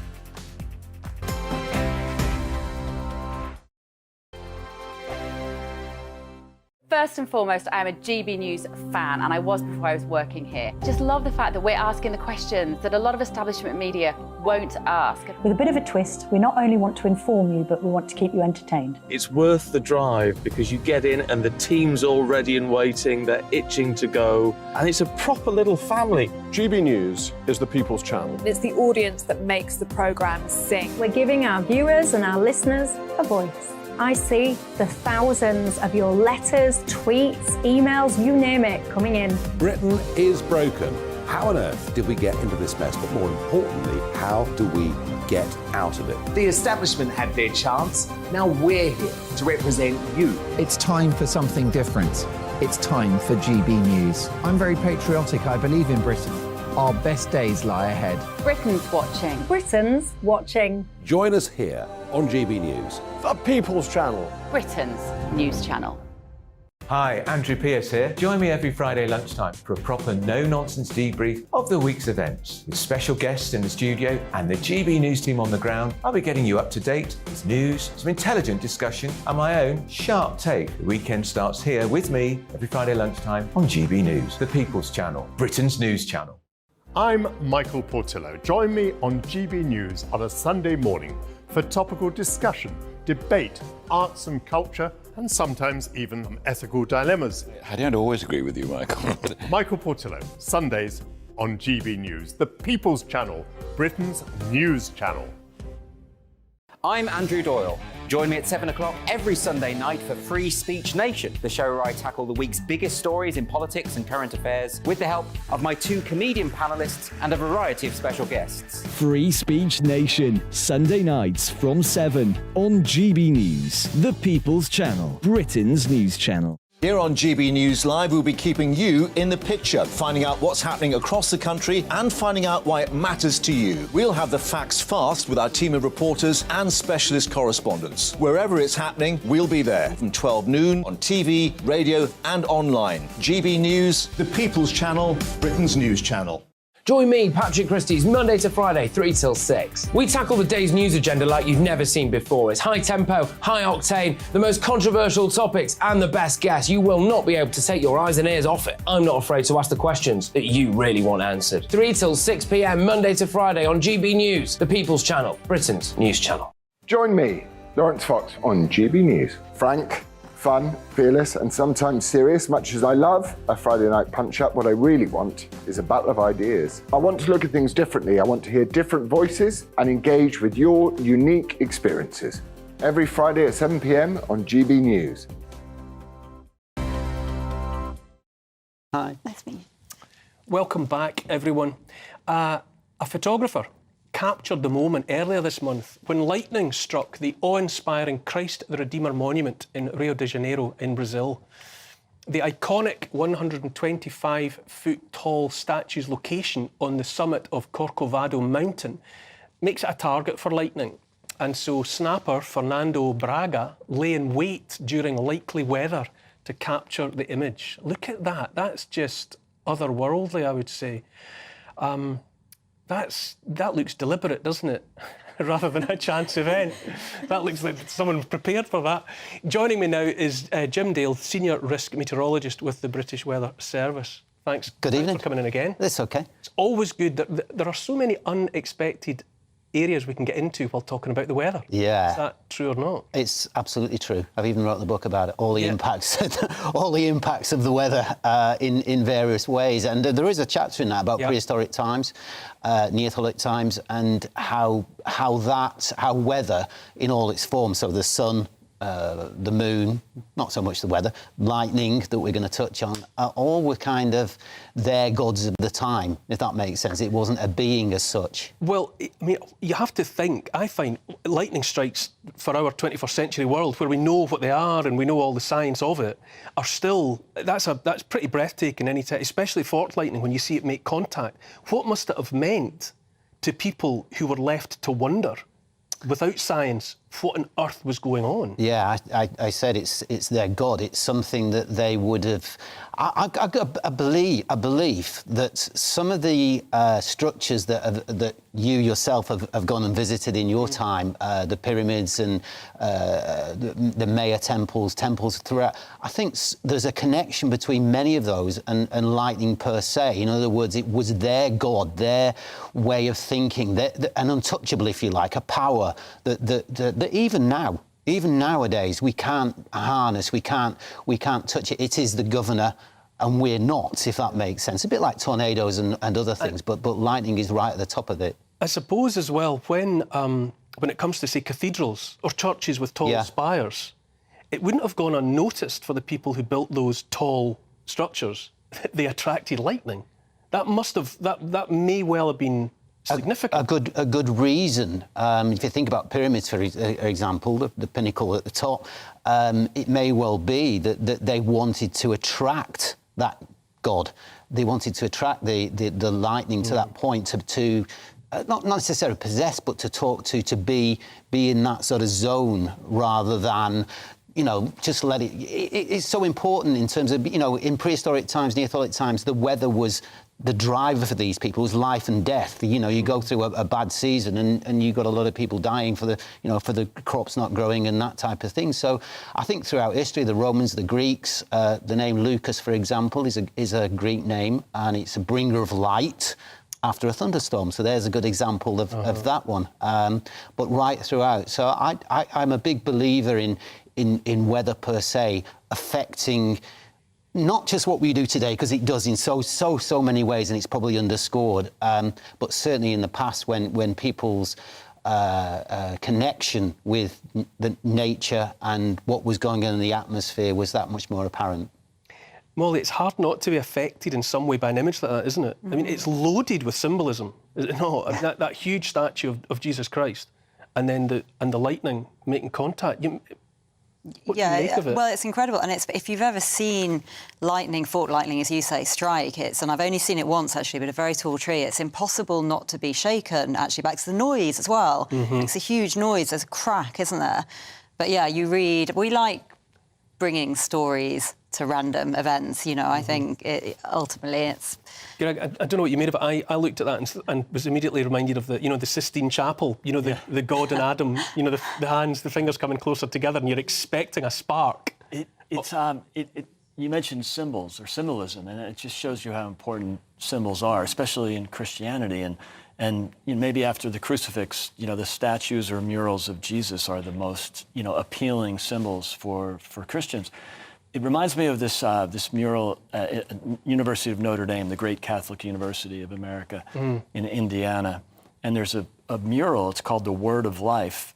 But of course, nobody knows that that's the real name of it, because it's become Touchdown Jesus, because the mural's behind the football stadium. So when you score on one end of that particular end of the end zone, Jesus is there saying that that's the touchdown symbol. So it's become a real tourist attraction in many ways, but for a university they felt it was very important to maintain that Catholic identity as the school was sort of getting into that elite university status, and they didn't want to lose that.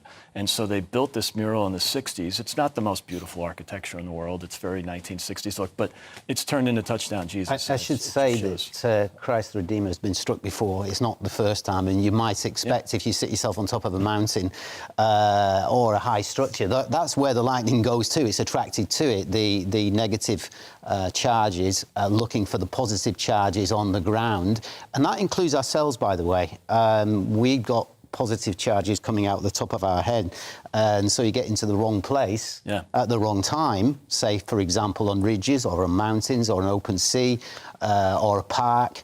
That's when you can be struck. And part of my job perhaps a sad part of my job is that I sometimes pick up the pieces of this, not literally, but for coroners and for police and for others in terms of writing the investigative side of things. How often have you, to give a sense of the unlikeliness of that event?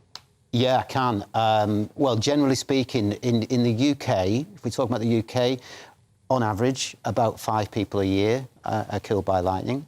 Really? Yeah, a lot more injured. Why don't I read more about that? 5 people a year sounds like a lot. 25,000 a year. Sorry, 25,000 a year globally. Wow. A lot more elsewhere. And killed by lightning? Yeah, absolutely. So that's half the amount of people that so far have been sadly killed in Turkey. So, for example, it's a lot. And Brazil happens to be one of the places that because it's tropical, might expect that more than other places, and that they're up the tree with Thailand and other places that you do see lightning activity. You mentioned that Christ the Redeemer has been struck before. Presumably, it's critical for these structures to have lightning conductors. Yeah. Or else, what would happen? In the event of a strike. Or else there would be no more Christ the Redeemer statues. As simple as that. It would, in time. I mean, each lightning is you're talking about 50,000 degrees Fahrenheit. That's the first thing to say. Give or take, that's about where it would be. Sun temperature, isn't it? Yeah, it's 5 times hotter than the surface of the sun. Wow. So, yeah, these things. This is what I meant by being manifest, being right into your bones in terms of almost worshipping the glory. I remember as a little boy staring out the window of my mum's house. Hello, Mum. She's watching, I guess. And for me to see a thunderstorm going past, that was my sort of starting. I want to be a meteorologist. So it was a kind of. It kind of gets into you, if that makes sense. You see the majesty of these things, these events that occur, and particularly we all talk about. You talk about fault lightning. That is the only lightning there is in terms of sheet lightning, for example. There's no such thing. It's fortnightling behind another cloud. It's going on behind. You're not seeing it, if you see what I'm trying to say. So there's lots of things that we talk about. We've all probably lied in bed and think, thunderstorm, what have you, a bit scared. I'll count to 10, 9, 8. How close is it getting? All of that type of thing. So, for me, it's a passion. I mean, I was describing you there as a your risk management. I mean, what does your day job look like? My God, it really. I tell you how it starts. It starts in sport, to be honest with you. We and I particularly we update the betting companies with their how the risk is going to be for certain games, certain matches, certain sports in different parts of the world. That's how it will go. And then there's others. So filmmaking, for example, you just had a couple of filmmakers on here and talking about mental health and stuff like that. So providing the information to them, verification of insurance. I'm coming to London actually on Tuesday to talk to underwriters in that glass place, the city of Lloyd's of London, one of those. So it's because the weather touches so many parts of our life. I can go from this side to this side. I'm bouncing around all the time doing. So people are coming to you and say, "This is the project we have in mind. What should we be aware of?" Yeah, and should we be doing this now? Should we be packing in? Should we? It's kind of that. It's the professionalism that I hope I can give to them that will give them an edge going forward, whether they be a professional rugby team or a football team or something else down the line. Yeah, it's all in that book. So So please. when you talk about the potential damage, I mean, I think about a structure, say like the Shard in London, or the Burj Khalifa in Dubai. Mm-hmm.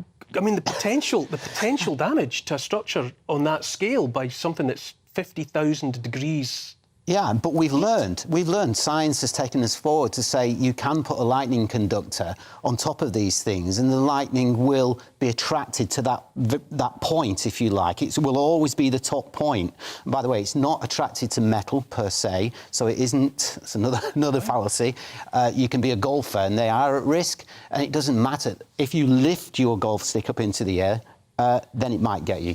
But too exciting for us. I'm going to have to jump to the end of the show, though. That's okay. All from me and Neil Oliver live. Thanks always to my panel, Molly Kingsley, Greg Swenson. Thank you, Jim Dale. That was brilliant. You can come back anytime to talk a bit more of that. I'll be back at 6 o'clock next Saturday. Next up, it's Mark Dolan tonight. Mark, what have you got? Nick, thank you so much for another brilliant party. That's my nickname, of course. That's my little private name for you. Neil Oliver, what a show. And there's your clips of the week. A really busy 3 hours, starting with the People's Hour, plus my big opinion, my take at 10, and the papers. We're live in a few. Hello, I'm Craig Snell and here's your latest forecast from the Met Office. Well, looking ahead to Sunday, for many in the north, it's going to be another fairly wet one. We've got another band of rain moving in, but further south, it should be dry and fine, and for all of us, it will be mild. So here's the situation for the rest of Saturday. Got an area low pressure, which will clear off into the North Sea, but another one is waiting in the wings as we go into Sunday. So the rain associated with that area low pressure will slowly move its way eastwards as we go through the course of the night. It does allow things to turn a bit drier and clearer for a time for Scotland, so we could just see a few icy patches here.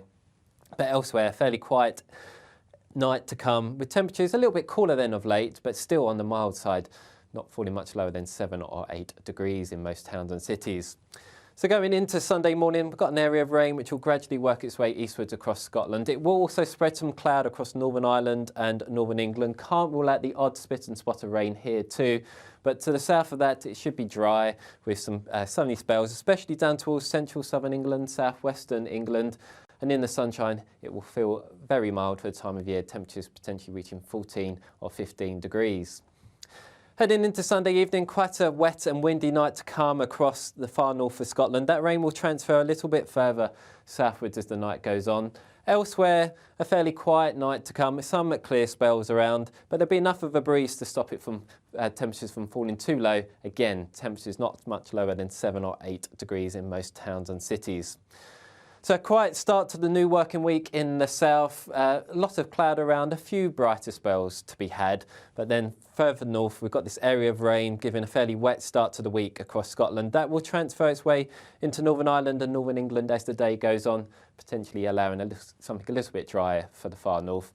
And then all eyes turn to Wednesday as it starts to turn colder with the risk of some wintry showers. It's all about family, being in people's living rooms, all the interaction and getting to know who our viewers and listeners are. When I was young, my dad used to say, "Nana, stop arguing." I wanted an outlet that would enable me to give my opinion.